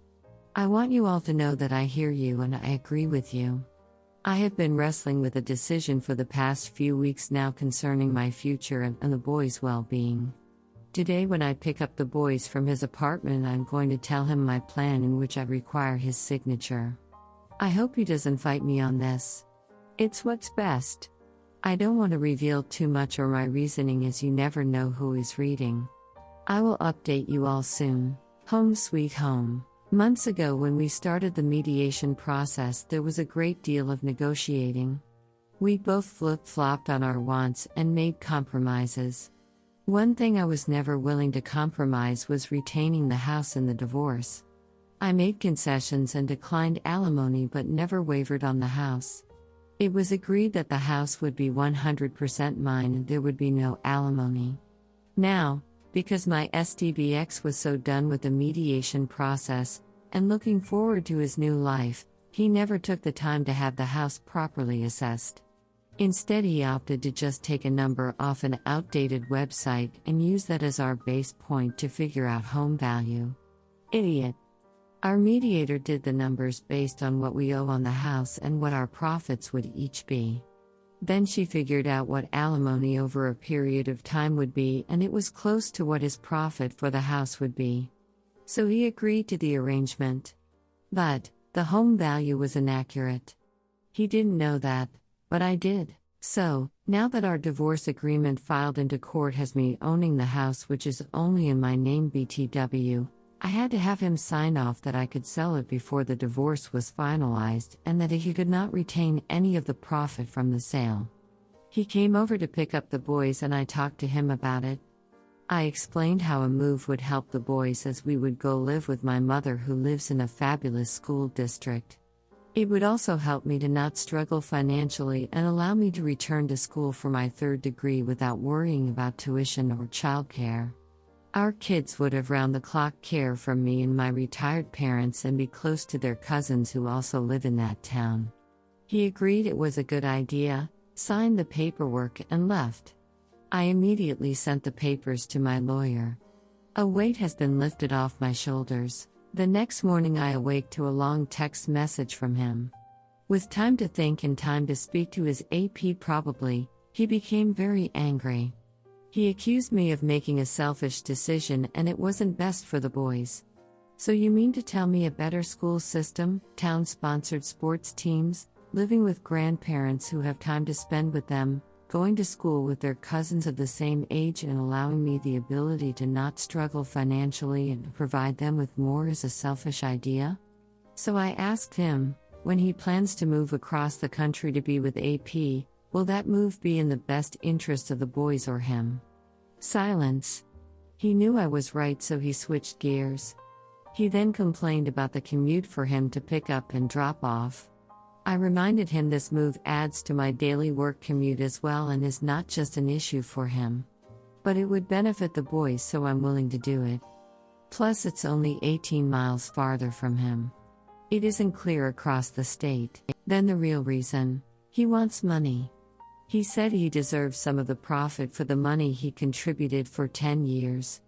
Okay, I see your point, but you gave me the house willingly after I declined alimony. Then you signed off willingly that I could sell before the marriage was finalized. You should have done your research about what the house was worth like the mediator suggested instead of just relying on the internet. If I give you a dime, it's out of the goodness of my heart because I'm not obligated to do anything for you. So I asked him, after all these months and what you put me through, do you deserve my kindness? He changed the subject and complained about something else. Avoiding the question and the obvious answer, now I get to truly start over. My boys and I will be surrounded by family who love and support us. I will have zero financial worries, be able to return to school, put money away for the boys' college and have enough left to put down on another home when the housing market settles down. This is a decision that was necessary for my future and the future of my boys. I've been waiting to get to the point to be able to do this and the time is now. The boys will start in a new school with their cousins in September and I am already looking into town sports and activities for them. I know my STBX is angry and bitter about this, especially since his hands are tied. But he made a decision for himself a few months ago to start this affair and that was exactly how I felt. Now we both move on and look towards the future we selected for ourselves. Layups and rebounds. The past few days I spent at the beach with my dearest friend and her children. The kids played, ate pizza, swam and made great memories. We all did. I appreciated the mental break from life and just kicking back and soaking in all life has to offer. In the evening we tucked in our children, who were rightfully exhausted, and then sat outside in the warm salty air and talked. We sipped white wine and gabbed for most of the evening. It was so lovely and a reminder that good friends are so necessary. The family that you can choose. Of course our conversation drifted from time to my STBX and that is to be expected. She started speculating on why and when and all other factors that could have led to his decision and there were so many questions. After finishing our glasses we came to the conclusion that there is no rhyme or reason and logic fails us in this inquiry. What we did start to explore, which I had not previously, was what were her motivations. She legally divorces and a month later is dating my STBX. Granted they were friends and former colleagues, but to jump right into serious dating less than a month after a divorce seemed strange. My friend then said, She didn't even get the chance to have a rebound. Then it hit me, is my SDBX the rebound? A man was giving her comfort during a difficult time, giving her gifts, flying to her, etc. Is it possible this is a safe and comfortable rebound for her? Aside from regular visits, he has flown out there 3 times just to accompany her to weddings. During my investigation before confrontation, I read multiple messages from him telling her that he loved her, and she did not reciprocate that sentiment.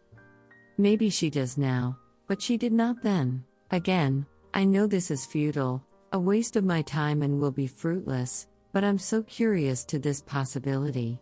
I know many have stated that I speak too much about him, should move on, live my life. I am woman, hear me roar, but the real truth is this post is therapy to me. A diary entry, if you will. At no point did I ever expect or promise to be a role model or a beacon of shining light to struggling victims of infidelity.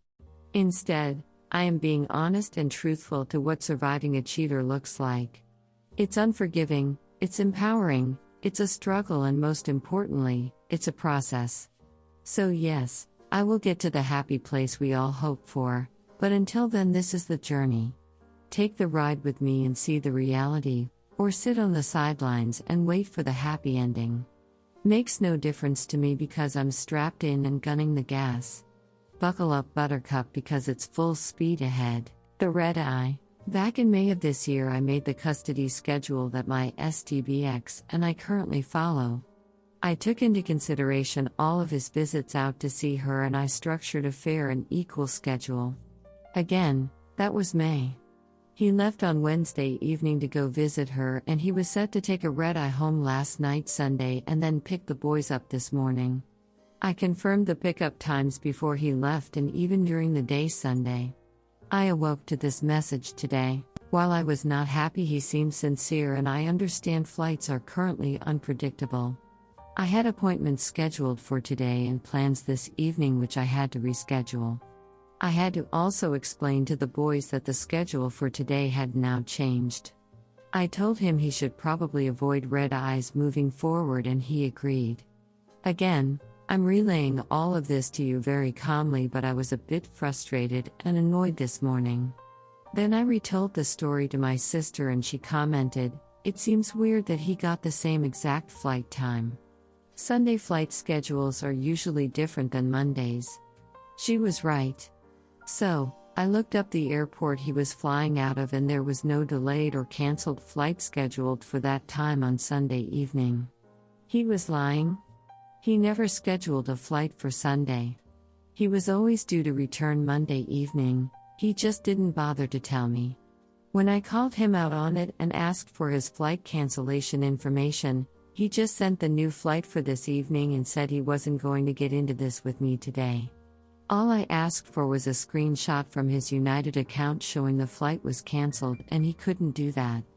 Instead, he just insisted I was crazy and failed to provide any evidence that he was in fact telling the truth. This is a great example of what he does.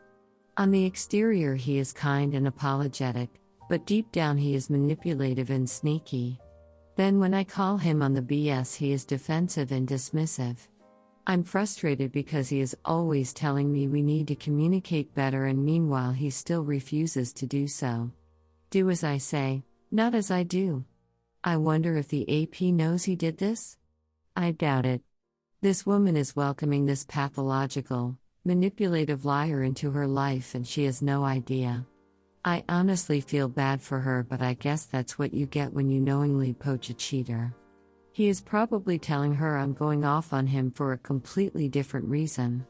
Always making me the bad guy. I feel a bit defeated because I know while he lives here and we share this custody arrangement, he will continue to take advantage and manipulate me. Then he gaslights me into thinking I'm crazy. It's a cycle that I don't know how to break. The part that angers me the most is if he would have told me before he left that he needed an extra day, I would have been accommodating. I wouldn't have booked appointments or made evening plans. I would have said okay and told him I'd like to just tack on an extra day somewhere for me. No harm, no foul.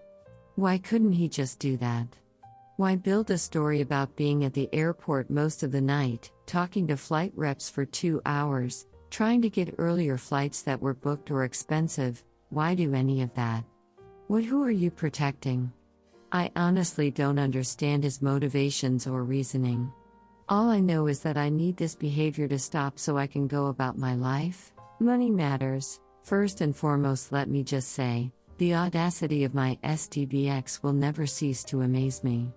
With that being said, let's talk about money.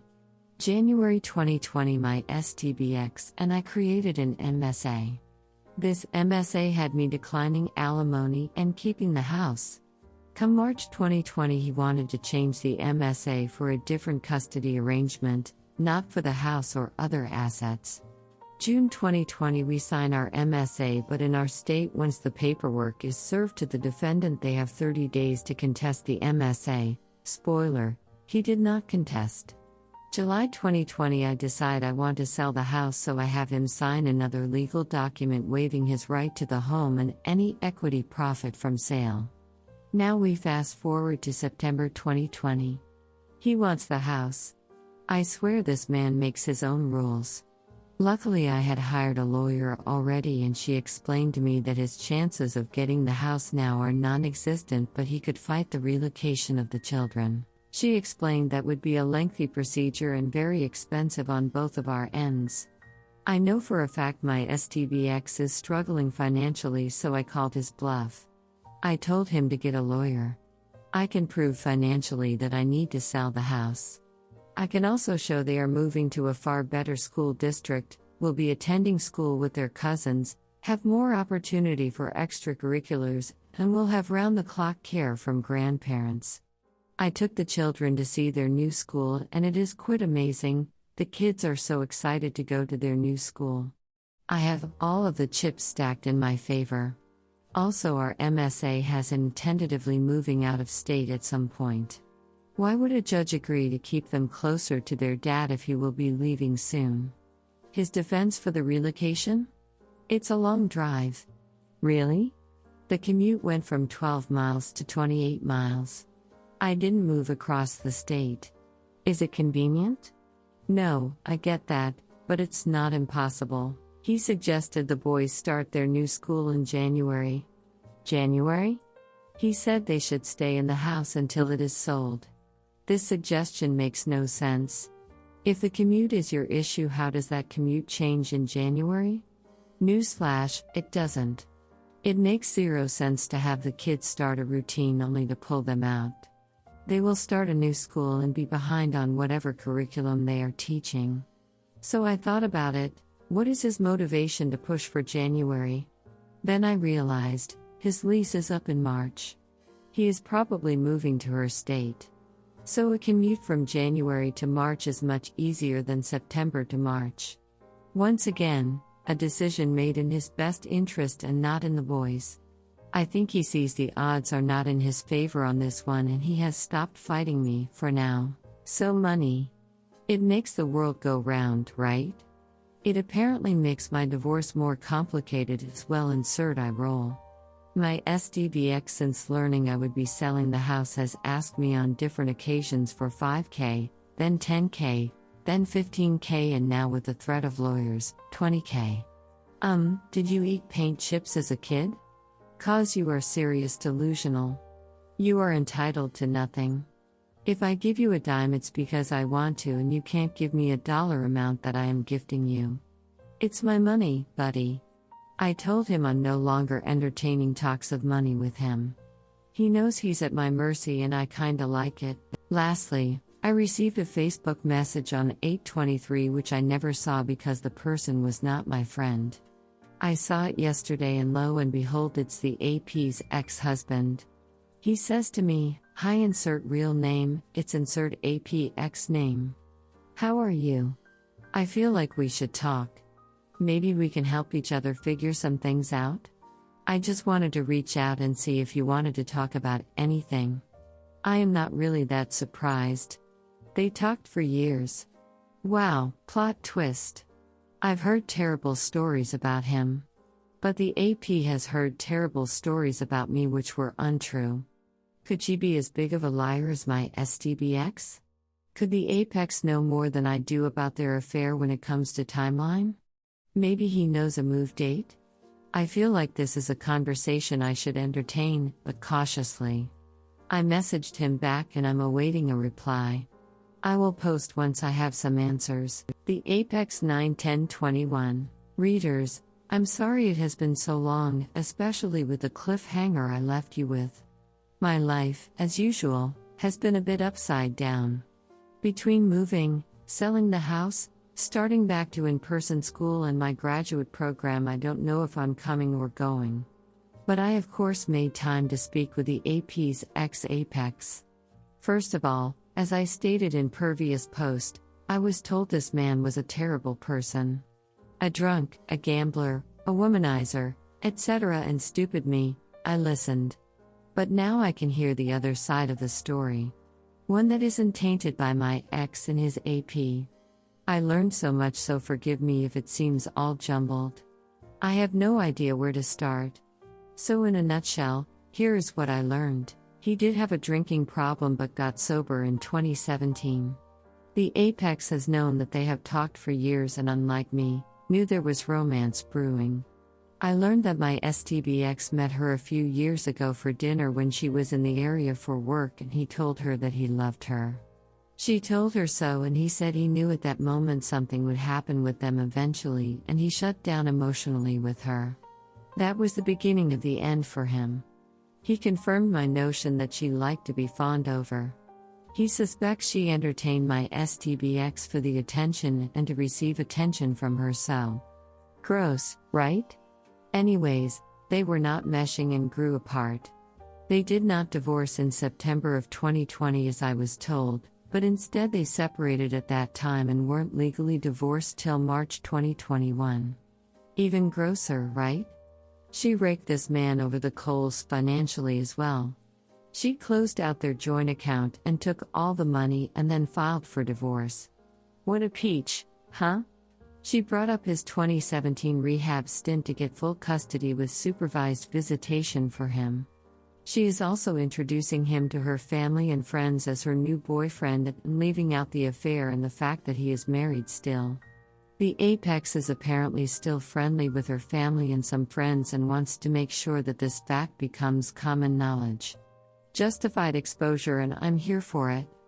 The Apex also thought my STBX was already living in their state and was not aware he was staying in her house with her when he visits. Spoiler, it's his house, not hers. Needless to say, he is not happy about this. He was also not aware till he found me on Facebook that we had children together. Apparently this wasn't an important detail for the AP to bring up when she mentioned my STBX to him. He also confirmed that she is a spender, money is like water, and she will probably bleed my STBX dry. We ended our hours-long text chain with a job for each other. He is tasked with finding out the official move date for my STBX, and he would like to know when he is traveling to their state and staying in their house. Phew. That was a lot. I hope you were able to digest all of that. I had a rather expensive phone call with my lawyer the other day. It turns out he can challenge the MSA for the house, but it will be a long process and the divorce will probably be finalized by the time it goes through. She also said the timing isn't good, as he had his 35 days to dispute the MSA and he has waited until after I put the house on the market to fight for it. She assures me the judge will see this as a backpedaling money grab on a legal document that we both agreed to and not support it. As for my relocation, he can also dispute that, but I officially live in this new town and have completely moved out of my house. My STBX claims I violated my MSA with legal custody enrolling them in a new school. My lawyer again reminded me I am the custodial parent, and if I move they have to go to school wherever I live. He is still pushing for the $20,000 and my lawyer is confident he has zero grounds for receiving it and will ultimately give up this fight as it's an expensive legal process and he is currently in the red financially. Oh, get this, the boys had their first day of school on Thursday 9/9 and I was going to pick them up from my STBX place on 9/8 and bring them with me so that they can start fresh in the morning. The evening of 9/8 was technically his night to have them, but he agreed to me taking them days prior. So he sends me a text claiming that 9/8 was his night and he would keep them home on their first day of school unless I agree to the $20K. Excuse me, did you just hold my children prisoner for a check? Are you admitting truancy? I told my lawyer this and she balked. She said this will be the first screenshot she presents if and when we go to court. Bottom line, nothing is in his favor. His AP is trying to squeeze me like she did her ex. But baby girl, you don't know me, so you obviously don't know who you are ducking with. Playing the long game 9/20/21. Have you ever seen A Bronx Tale? It's a classic coming-of-age mafia drama with a touch of romance and a dash of racial tension. Okay, I'm no Siskel and Ebert, but I think this film is must-watch. Lately I've been thinking about this film much more.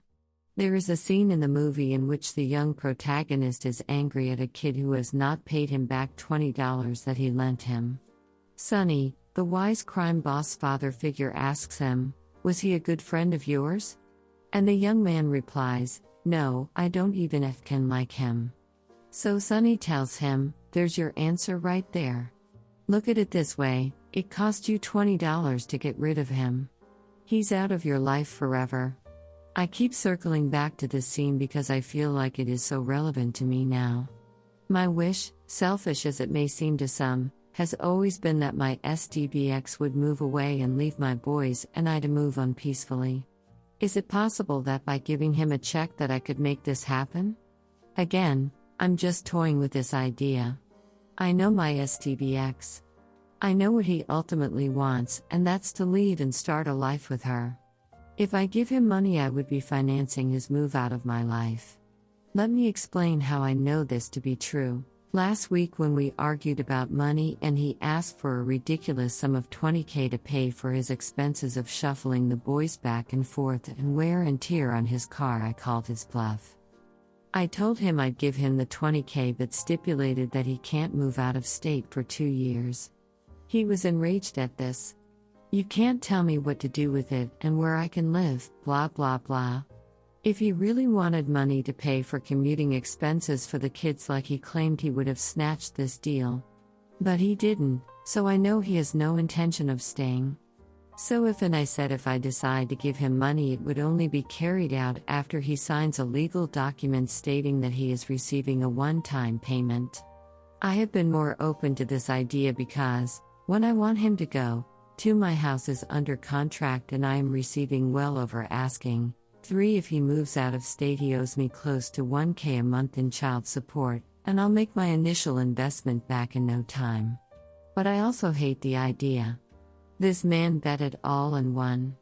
I was the victim and I lost, and I feel like I keep losing. I know I'm playing the long game here, and years from now when the AP bleeds him dry and or he cheats again, cause he will, and or my kids grow to learn what he did and want not part of him, I will have one. But I feel like for that to happen I have to take some lumps now. I'm going all 3 rounds and the bell hasn't even rung for the end of the first. I have a lot of thinking and talking to my lawyer to do. Is it another loss for me to give him the money? Or is it just another of my elaborate yet patient plans like the one that started this post months ago? I'm still debating. Father of the Year 9/24/21. Sometimes, and only sometimes, my life shocks even me. I sit back and look at the situation and think, this poor girl. How did she ever get here? Then I snap back to reality and realize that poor girl is me. Just when I think the worst has been done and I've seen it all, another event surprises even me. It's like I'm walking around in complete state of disbelief and my jaw is locked in an open and stupefied position.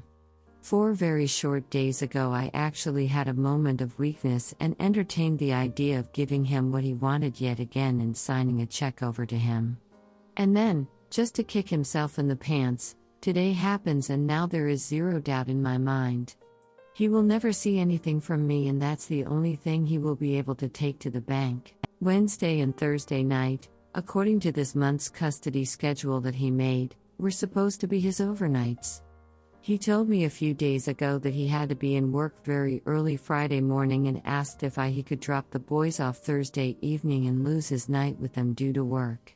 I said okay and we kept it moving. Today Friday while at work I get a text from Apex. The AP texted him to warn him that my STBX would be there at 8 a.m. Saturday morning to watch their oldest child's sports practice. She wanted to give him a heads up and asked Apex to be respectful. This would be the first time they have met. Apex isn't thrilled about it and I don't blame him.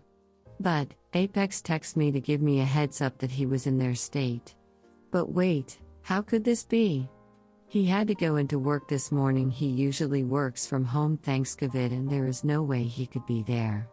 So I thought about it, how could I figure out that he took a flight this morning or potentially after work today? Then I remembered, he has my Easy Pass in his car. If you don't know what Easy Pass is, it is a toll pass transponder that allows you to zip through road tolls but records the date, time and location. So, I returned to my Nancy Drew days of yore and logged into my account. And there it was, he left his apartment at the first toll at 5:58 a.m. and exited at the toll for the airport at 6:03. Yes, it's a short distance, especially at 6 a.m. This was not the direction he needed to head to for work. He obviously boarded a plane this morning. So he gave up an evening with his kids, on a night he scheduled, to go to see her and her children, and then lied to me about it. Just to be at her son's practice and eat dinner with them and not his own boys. Ladies and gents, I present to you, father of the F-kin year, so I call him, multiple times. No answer and forwarded to VM most of the times as well.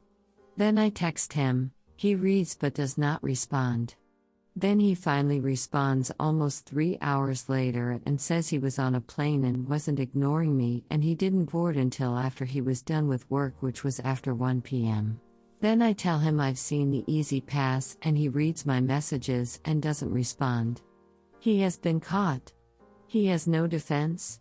Caught in a timestamped lie. How can you defend yourself from that? Spoiler, you can't. But honestly, I'm happy. So happy. He helped me make my decision about the money. For the tiniest second I thought we were going to reach common ground and be amicable. That we've established mutual respect and we're going to be forthcoming adults. Ha ha ha ha ha, stupid me. He's an idiot and incapable of that. Insert face palm slap. So, I deactivated the Easy Pass, have fun paying tolls on your way home. He's broke and can't afford a lawyer's retainer, so he just paid a fee to have a document drafted that asks for the $20K. I'm supposed to sign it and return it to him. I told my lawyer to ignore the letter. It's not a filed motion, it's a letter asking, no, begging, for money he doesn't deserve. So it will be ignored. Want to take me to court? Pay a lawyer like I did. And then after you wasted money you don't have, on a case that I have checked and double-checked that I can't lose, then maybe you'll see how royally screwed you really are. Chess game 9/27/21. At about 10:30 a.m. I had to text him. I didn't want to. I want to start keeping him at arm's length. But I had to make sure he was picking the boys up from school. So I text him and asked for confirmation. He seemed confused as to why I needed confirmation. Perhaps it's because you are irresponsible and completely unpredictable? I had questions for him about why he lied, but I realized asking would be futile. He would just lie, or gaslight, or even ignore. So I decided to do the same. Why am I jeopardizing my sanity?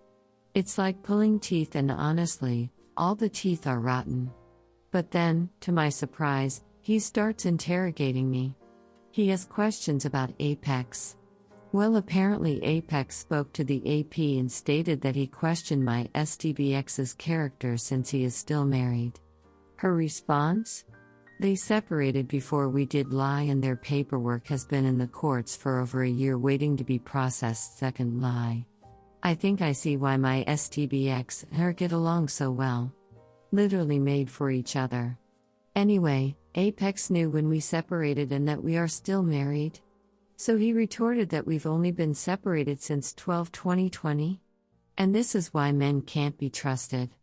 I trusted Apex with a little bit of info and our cover is blown. My SDBX wanted to know how he knew this since apparently me, him and the AP are the only ones who know we are still legally married. What's wrong, honey? Afraid people will find out your dirty little secret? Her friends and family will find out that she is a husband stealer? Yikes, that won't help the perfect little image you have. My STBX claimed the Apex is scum, unsafe, can't be trusted, and if I'm talking to him I need to stop. Wait, hold up. Did you just try to tell me what to do? I'm sorry, you must have me confused with someone who has to listen to you. 'Cause I know damn well that's not me. So I ask, what does it matter if I talk to him? I didn't choose to have children with him. If he is so unstable, her procreating with him is more unsafe than me speaking to him. This sounds like a her problem and not a me problem. Again, I think him saying he is unsafe for the children is using her kids as the scapegoats. I think they are just afraid of their dirty laundry being aired. Concerning the neglecting of our kids to hop a plane to her state, he claims that I have it all wrong. Warning, here comes the lies and gaslighting. He claims he drove to the airport in the morning, boarded mass transit and headed to work. Then returned to the airport and hopped a plane. Are you crazy? This is the craziest thing I've ever heard. Not to mention he lives in a commuter town, closer to the city he works in than the actual airport. How does this even make sense? My reply, listen, it doesn't matter. I don't ever expect you to be honest, and that's fine. You've lied to me for over a decade, and I don't expect any of that to change. It doesn't matter, it's AP's issue now, not mine. Then he went on to defend himself, claiming he hasn't lied about a thing. A dear friend told me, he thinks he is playing you and winning, but he is playing this game alone. I'm not a competitor sitting across from him at the chessboard. Each time he thinks he's winning by dealing me a blow, he's actually hurting himself. Every lie he tells makes it a little bit easier to not give a S-it. Every stupid, selfish thing he does only helps my case against him. He is playing this chess game by himself, and every winning move is a loss. Only once the divorce is finalized, and the chessboard is cleared, will he see that his king has fallen and all the pieces are mine. The saga continues here. Update, thread 4 confronting my husband while he's on vacation with his mistress. Bad company 10/6/21. Wolves travel in packs. Elephants form herds. Birds flock together. Cheaters keep close company. Could this last statement be true? I believe so. Let me tell you all a story. My SDBX had 2 close friends. These friends, along with their amazing wives, would spend time with my SDBX and I going to dinners, children's birthday parties, concerts and football Sundays. While the wives and I had no connection except our husbands, we ultimately became friends. This is the story of those women, their SDBXs, and how narcissists attract narcissist friends. These women are all now divorced or going through the process. We have found strength in each other, and for that I am grateful. If you thought my story was intense, I hope this post makes you realize there are women in situations just as inconceivable as mine. I addressed the other 2 members of the First Wives Club about posting their stories, and they were excited to let the world know anonymously, of course, their stories. I asked each woman to select a nickname that represented their ex, and I'm excited to tell you the story of Dobby and Campanella. Dobby, this man was an outgoing man who was always the life of the party. Sometimes irresponsible, but always concerned with the well-being of others. He was always very kind to me, and when he met his now ex, I was over the moon for them both. She is a smart and spicy woman who is kind and painfully honest. They seemed to complement each other so well, and I even shed a tear at their wedding. But only a few short months after their wedding, things would take a turn. Dobby was cheating with men. Yes, you heard right, folks, men. And how did she find out? Well, he came clean, via a text message while she was working. Wow, talk about timing. Now can we blame someone who battles with their sexual identity? No. But to not be upfront and honest about their uncertainty with their partner before the marriage and then accept their sexual identity and opt to cheat is what stings. She was hurt and confused and questioned how she got there. While he looked for men online and through apps, she was left in the dark. Of course, his narcissistic mentally made him a victim. She is the only one legally divorced now and she is living her best life. Moved out of state, got a great job and is embracing her new lease on life. I'm so proud of her and hope to be her one day soon. Campanella, let me tell you about this man. This guy literally stepped in it when he met his STBX. She is a literal beauty queen who is kind, comes from a good family, and so very intelligent. But, early on into their marriage there were questions about his loyalty to her. On one occasion she found a Bumble profile of his in which his profile picture simply cropped her out. Idiot. On the outside he was outgoing and a friend to all. But obviously, he was too friendly. While he not only had issues with commitment, he also has issues that need to be clinically diagnosed. When I say this, I mean his mood shifted with the wind. He started to become very nasty. He would yell at her and say such terrible and undeserving things. Perhaps he was pushing her away out of guilt? Or maybe he's just a jerk. My money is on the latter.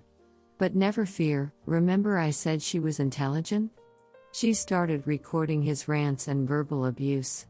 She had enough evidence and was about to leave, but he got smart and realized what she was doing. At that point he took her phone and deleted all the saved voice memos and even took a swing at her. Big tough guy, right? The next day she picked their child up from daycare, filed a restraining order and never returned. Today his moods still change. He sends her pictures of women he's dating and then a day later he's begging her to get back together. The first wives and I agree that he is only doing this because the fear of being alone is now overtaking him. Who will feed his narcissistic ego? He will probably be just like my STBX when he meets a new fool, woman, to coddle him. My point in sharing these stories was simple: we are all dealing with narcissists. Some stories are more complex than others, but all are tragic for the victims.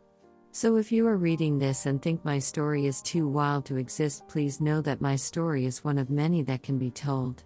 In the end though, we are all better off for taking the steps to move on. I hope if you are struggling with a narcissist, cheater, abuser or overall piece of trash partner that you take the steps to leave and move on. There is better out there for you. You just need to step outside and find it. Beer Muscles 10-19-21. I dread Mondays. Not because of returning to the work routine, well, also because of the work routine, but because of the return of my STBX. On Mondays he returns from a long weekend visiting the AP in her state, and he usually returns guns a-blazing. He will text me paragraphs demanding things. He will become even more hard-headed and confrontational. Yes, he develops beer muscles, for lack of a better term. He spent a carefree weekend playing the role of supportive boyfriend and amazing stepdad. I'm sure he's excellent at it. It's very easy to put on a temporary show. While there I picture them laying on her couch and coming up with evil ways to destroy me, ruin me financially, or just plain acid talk me. None of this is good. Her hate for me is probably all rooted in a lie he told about me. Don't worry, love. The lies will start involving you soon too, be ready. They probably sip cheap wine and evil laugh to themselves. I picture her cackling and snorting at elaborate scheme they create to demolish me. Gross. So Monday he returns with an agenda. A to-do list created by his puppet master. I can see it now. 1. Berate her early in the morning while she is just starting work so she can start her day off unpleasantly. 2. Demand money that you are not legally entitled to. If you annoy her enough she might cave, right? Harassment goes a long way. 3. Tell her about all the things she has done wrong. None of this is factual and a twisted truth, But she's a nice person, she will feel guilty anyway. 4. Half-heartedly apologize for the affair. Don't actually mean it because hey, you can't change it and you aren't actually sorry. But it's nice to be patronizing. 5. Remind her you are doing everything in the best interest of the children. Having an affair, potentially moving out of state, fighting their mom on every decision, not giving her money for them, losing your temper at the drop of the hat when you have them all is in their best interest, right? By the time he checks off his honey-do list, my head is spinning. I'm emotionally exhausted and angry. I feel helpless, alone and strangely guilty. I honestly feel guilty I subjected my kids to this. Why did I choose this man? Why did I do this to them? But this time it was different. This time I didn't want to play the helpless victim. This time I took charge. I called the courthouse to see what is delaying my divorce. Turns out the courts must be operated by Lloyd and Harry because they misplaced half of my paperwork. Yes, they misplaced or improperly filed legal documents pertaining to my divorce and maybe many others as well. So I called my lawyer, who is also a badass woman, and she gave that clerk hell. When I spoke to her afterwards, she was ranting and out of breath. If anyone wants her business card, let me know, she is worth the money. Anyway, I get an email from her today that they are fast-tracking my divorce, skipping the Zoom calls thanks COVID, and making a final decision just from the submitted paperwork. Well, I'll be damned. Looks like my divorce is closer than I had imagined. Goodbye helplessness, hello freedom. D-Day 10/27/21. Today was a normal day. Normal refusal to get out of bed, normal straining to put my face on in the mirror, normal coffee, normal gridlock, normal coffee stain on shirt from stop and go gridlock, normal work banter, normal paperwork, normal return home gridlock, normal homework, normal dinner, normal wrangling of children for bedtime, just, well, normal. As I settled in from my rather routine day, I noticed that my emails have no refreshed all day. Waiting for the red bubble to appear with an ungodly high double-digit number, I cringe at the thought of emails I've missed that need replying. I swipe through all the junk and ads offering discounts. We all know they aren't real discounted savings in those promo emails, and see an email from my lawyer. The subject, congrats. I stop. A hard, full stop. Like a deer in headlights. It has to be it. This is everything I've been excited for. Everything I wanted. My future, scary and unpredictable, all sit in an email just waiting to be opened. I am ecstatic and petrified. I know when I open the email and read her words that not only am I starting a new chapter, it's a whole new goddamn book. Honestly, in that moment, I'm afraid and jealous of my SDBX. I'm so angry that he has taken the coward's way out through this whole process. Never did he experience the heartache, trauma, frustration, jealousy, and inadequacies that I felt.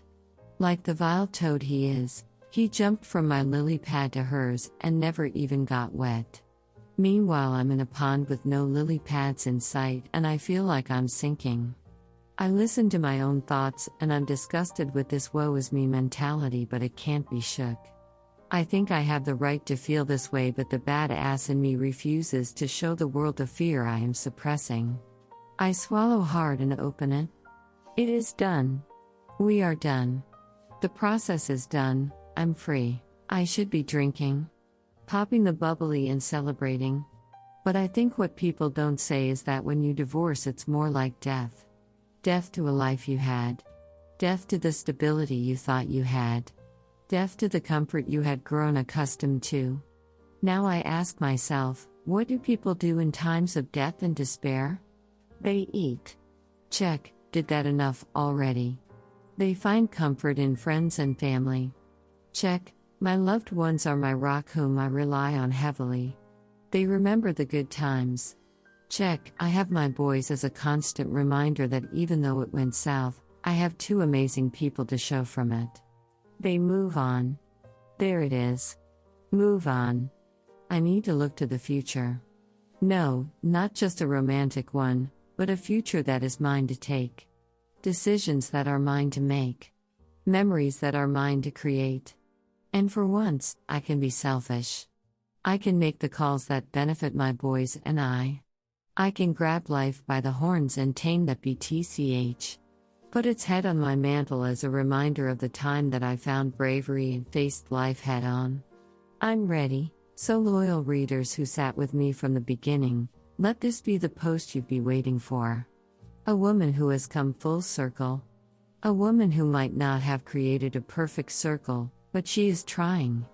A woman who will still have major bumps and divots ahead, tackling him persistently, asking for money, moving, and just being a plain old jerk. Some of you will stop reading, and if this is our goodbye, then I thank you and wish you the best. Some may continue to read only to hear what becomes of my ex-husband and the future karma he may face. I have found it so helpful for myself to be real, honest and vulnerable in my writing. I hope I have helped some of you in the process, and for that reason I will continue to write, for you and for me. I have navigated this whole experience blindly and have revealed to you my story and my sacred inner thoughts. So I leave you with just one more piece of advice. Stay classy, sassy and a bit badassy. Facelift Drama 12/14/21. I thought it would be easy. The weight dropped and instantly supermodel thin. But that's a lie. Anyone who says the drama ends with divorce is lying to you. It's a trap, that person can't be trusted. The problems just change. It's like drama got a facelift, but it's still ugly at its core. The house is sold. The huge check has been deposited, and here comes the troll from under the bridge. He furrows his brow and demands his money and new custody. Just when I feel like we reached a stale tolerance of each other, here come the dramatics. Here is the latest struggle, trips to her state with the kids. He wants them for Christmas. I agreed. Christmas Eve with me, and Christmas Day they hop a plane to Sunny and they spend the holiday week as a family. Cute, right? I asked they be back for Nye and my birthday. That was a struggle. But Nye is my holiday this year. He'd protest. Okay, but Christmas Day is a shared holiday which I am giving to you. Reluctant compromise, but compromise nonetheless. Then he starts to inquire about taking our 5 and 9-year-old on random weekend trips there. Do you even understand the exhaustion they will feel Monday in school after 2 trips at 5 hours each way in less than 72 hours? How is this what is best for them? I think it's what you want, the desire to play house, but it's not what's best for them. I suggest he look to take them on extended weekends or spring break. He then says that he expects a problem with holidays when he moves. I remind him our MSA says he will come here 1 weekend a month. Not the other way around. He's out of his gourd if he thinks I'm going to allow our children to fly that often during the school year. But don't worry, loyal readers, I'm honestly not sure how many of you are left. This is something I will not budge on. Our MSA states the custody. He comes here. They do not go there unless it is for 4 or 5 weeks in the summer. Sorry, play house with her kids, not with ours. He is grumpy and accuses me of doing what I please and expecting everyone to fold. I remind him I followed the custody schedule he wanted, compromised on his travel and holidays, and have even negotiated a small amount of cash for him. How am I winning? I'm being too nice. I am folding. But since he didn't get everything he wanted, I am the bad guy. Sigh, hello narcissist, it's been a while but I see you are still around and staying strong. My thought is if I stay strong and firm about him coming here, he will eventually stop coming. Is that terrible? Kinda. Is that necessary? Also kinda. I don't know what the best thing is. Perhaps I let my feelings about them playing house hurt me, but I have to remind myself it will probably short-lived. Something about leopards and spots. I remind myself to stay focused on the real issue, the boys. This will all come to a conclusion and eventually run its course. Stay strong and stay firm, just till his eventual move. Time heals, time reveals truth, time, I needed to hurry up. Christmas Karma 12/29/21. For months, the ex and I have gone back and forth about the topic of travel for the holidays. In October, he suggested he take the boys to her state for the holiday. I agreed but wanted them home for Nye and my birthday celebration. He agreed. Easy peasy, no fuss, no muss. Then a few weeks later he complained he wouldn't have the boys for either holiday. Christmas Day is a shared day, so I reluctantly agreed to return the boys on the evening of the 24th so they may spend Christmas Day in her state. All was well with that decision, yet again. Then I guess the little birdie he cheated with chirped in his ear again, and he came back a few weeks later and demanded he get Nye as well. It was technically his holiday, but I gave him Christmas Day for it, or I should fly out to pick up the kids if I wanted them back for Nye. Sigh, this co-parenting with the AP's input is tiring. Realizing that we could never compromise, I told him we stick to our legal agreement. We share Christmas Day and he gets them Nye to be returned on the 1st. He was not happy with this deal either.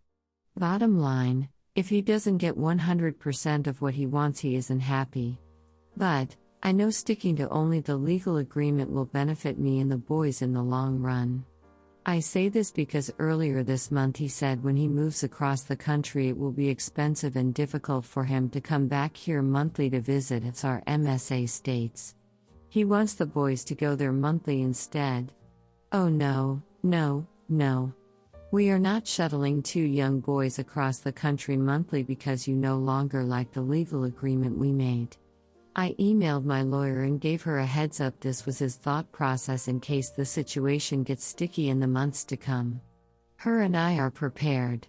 So, by sticking to the MSA now, I can give zero wiggle room in the months to come. On Wednesday 12/22 I got a call from the school nurse telling me my 5-year-old was a close contact of a positive student in his class. I called my mother immediately to have him picked up, scheduled a COVID test for both boys, and then called my ex. His first response, well, that FCKS up my trip. Yes, our son is fine, thanks for asking. Now both boys are a close contact and can't travel. So what does he do? He boards an earlier flight and disappears. Wow. I shouldn't be surprised. Guess spending Christmas with her kids was more of a priority. I know some of you will say, what about his health? He is risking exposure too. Well, my son was exposed on Monday the 20th. My ex had both boys the 20th, 22nd. He wouldn't be risking exposure, he was already exposed in this case. I'm sharing this story now as I wanted to wait for their COVID tests. But after months of back and forth and him changing our arrangement, the boys don't even end up going. He says he is devastated that the boys couldn't go but had zero issue bailing early and not seeing them at all for Christmas. Both boys are fine and are actually getting tested again tomorrow for their return to school next week. Now that I know they are not sick, I can only assume this whole thing was karma. His selfish behavior and hard-headed mentality was for nothing. Karma. My ex called at 7:30 p.m. Christmas evening to have a 90 seconds chat with them and has yet to ask me how anyone feels. Didn't even ask about test results. I wonder if AP knew this was why the boys did not travel? Perhaps he lied and said I was not allowing them to. I only say this because she has a small child who is not of vaccination age. I really hope, for that child's sake, my ex isn't an asymptomatic carrier. I will be requiring him to get tested as well before he picks up the boys on the 4th. I'm sure he will say he is fine, or just say he got tested already. To which I will ask to see the results. I've learned the hard way his word means less than nothing. I hope everyone had a wonderful holiday. The boys and I had a fantastic time. Happy New Year to you all. Sayonara, sucker. 1/19/22. While I have always been good at thinking a few steps ahead and seeing the writing on the wall before it has even been written, there was one thing I was always sure of: he was moving. For months he danced around it. Why? Excellent question. I wish I could answer it. There are a lot of questions I wish I had answers for. But one thing was always obvious: he was leaving to live a life with her and her children. Now let's analyze this logically. Why would you have an affair with a woman across the country, visit every other weekend as well as long holidays, if you never had any intention of living there and making it work? Just that piece of evidence is all you need, but wait, there's more. My boys told me before Christmas that Daddy got a job at a big, well-known company. I told them that wasn't correct, thinking that he told them he worked there just so they would understand that he worked for a company in some capacity. Putting a face to a name, if you will. So when I finally asked him purely in conversation, he told me the boys were right. And, I hope you are sitting down for this news, his office is located in her state. So why would you take a job in her state if you weren't sure if you were going to move there? I also sent him a custody schedule early this month that runs through May 1st, and he has never even looked at it. Normally he's quickly responding and telling me weekends he has booked to travel to her. Something wasn't right. Lastly, his lease is up March 1st. No way he was going to re-up for a year. Sometimes I feel like I need to check myself in the mirror.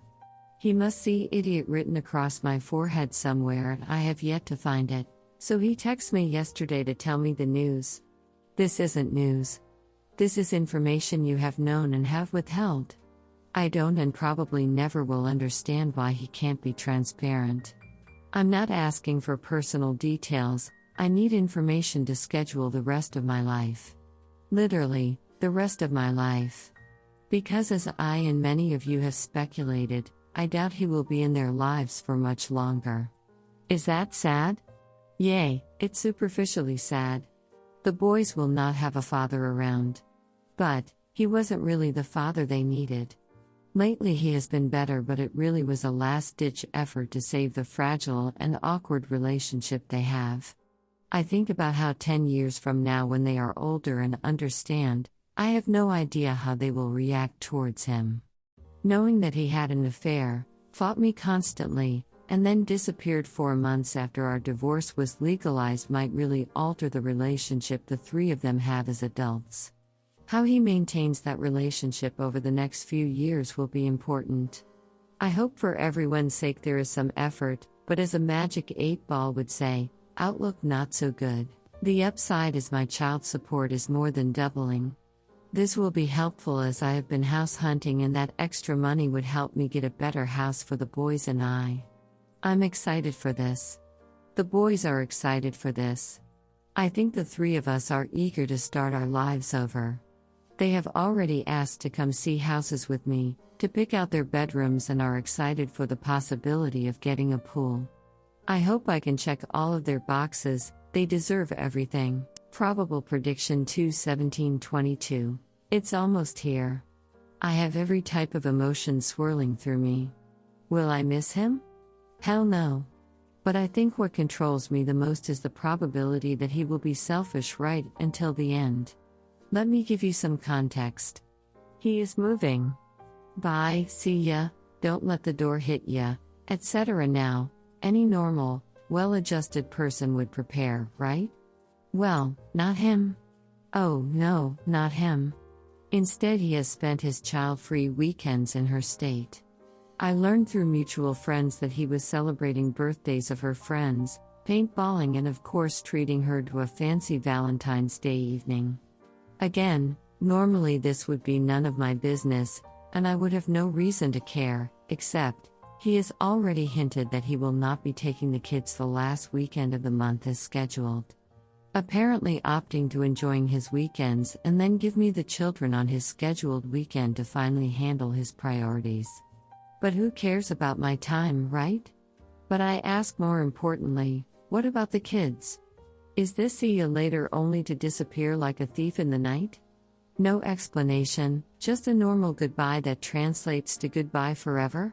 Here is my prediction, he is currently across the country. He will return on Monday the 21st to have the kids for 2 nights and then disappear. Poof. Houdini himself couldn't pull off a better trick. The greatest disappearing trick of all time. Now let me tell you what brought me to this idea. It wasn't a crystal ball but simply his inability to provide detail. He has sold everything that mattered to him or was worth anything. Years of expensive memorabilia piled into a U-Haul and sold. He is also having his car shipped across country. Good idea, but when I asked when it was being shipped, he told me the guy hasn't given me a date. So you hired a company and told them you are out of here on 3/1 and they have not given you a ship date? My guess? He has a date that he isn't willing to share because he knows it will prevent him from being here for his parenting time. I've seen this movie so many times, at this point I can recite the dialogue. When I talked to him about this, he claimed he was doing the best I can and I don't have any help. So, I offered to help. I told him I had offered to help him pack up things on both weekends, but he chose to be in her state instead. His reply: "Stop trying to control the situation." Wait. I offered to help because you had no help and you classified that as me being controlling? That bothered me. Not because he's a DCK, I know that part can't be helped. But because he knows me. He knows that wasn't a controlling comment. So why say it? I realize he said this because he has to. Me being a good person brings him guilt. He knows this move is selfish. He knows he has been difficult. He knows the affair was wrong. But it's easier to make me the villain than to face his own faults. Perhaps he has told so many lies about what an evil person I am to his AP that he now believes them. Whatever the reason, the chameleon has changed his color. He is now her shade and will blend in and mimic whatever she feels. This is something narcissists do. He is charming and agreeable to her. If she has an opinion about me, it's now his opinion as well. She is his new supply and he will drink it up. He will mold himself to everything she is, until he gets bored. Until the allure fades, daily life and routine set in and she is no longer feeding his ego. And then what? Then he does what he did to me. He pulls away, he resents, he's secretive, he cheats, and then vilifies. Again, the chameleon will change their color. It's just the chameleon's nature. Goodbye and hello 3522. The day came, and the day went. Last Saturday, 2/26, he left. Yes, my prediction was right. He said he wasn't changing a cross-country trip to keep the kids his last weekend, even though just a few days before he said things are up in the air about the move. I wish I knew something about gambling because I could have bet it all and won. I'm sure anyone that has kept up with my story since the beginning also knew the odds of him leaving early were a good one. We could have all made a few coins. He dropped off some things to the house on Thursday evening and said bye to the kids. It wasn't emotional or long-winded. Just a hug and a goodbye. The next day I went to his place to get the larger objects that did not fit in his car. We packed my car in silence, and then once the trunk was closed the awkward moment began. Do I just leave? Throw him deuces and jump in my car? What is the protocol for saying goodbye to the man you were married to for 10 years, knew for 15, had children with, cheated on you, etc. So I just said, well, I guess that's goodbye. Good luck to you out there. He then looked at his feet and started shifting his weight. No. This can't be what I think it is. Is he sad? He then says, come on, you are going to make me cry. I'm going to make you cry? That statement made me furious. So I said, why the hell would you cry? Every decision you've made for the past 8 months was all for this moment. You wanted this and you got it. He wanted validation. He wanted reassurance.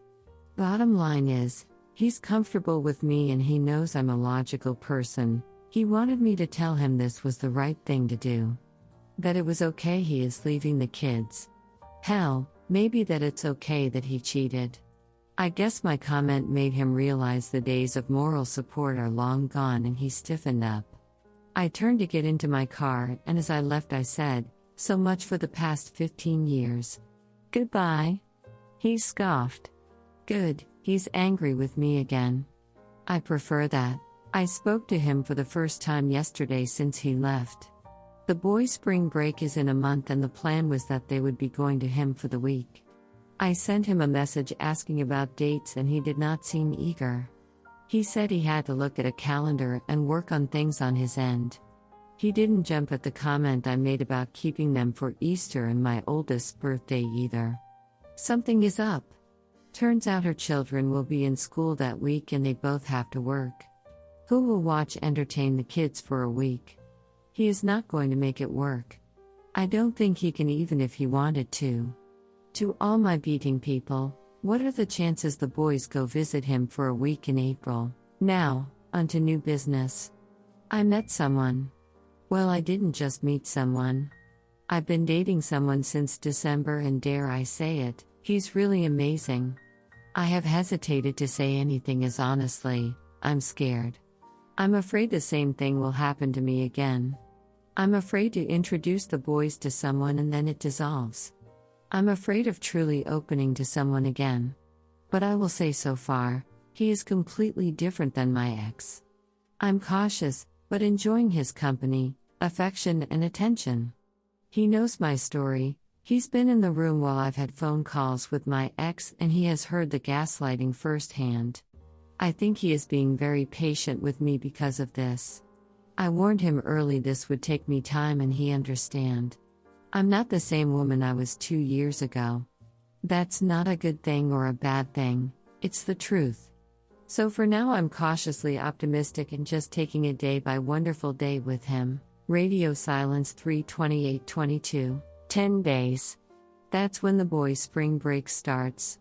It's only 10 days away and still no word from the ex about airfare and travel arrangements. Back in the beginning of March when I asked him about this we tried to figure out logistics. I say we but it was actually me. I volunteered to pay my way to fly out there. I was going to have a mini vacation for myself after drop-off and he would pay for the boys' airfare.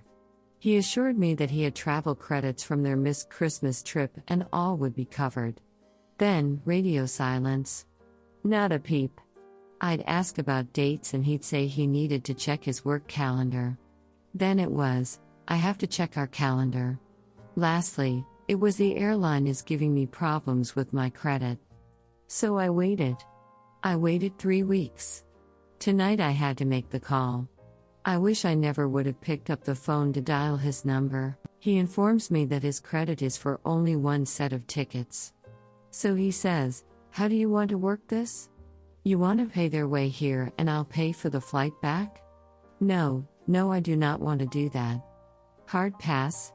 This is not my responsibility to pay. You agreed via our MSA to come here once a month.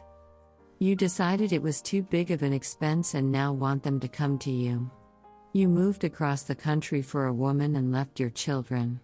Now you need to pay their airfare or come here. He told me we have 50-50 custody so travel expenses should be the same.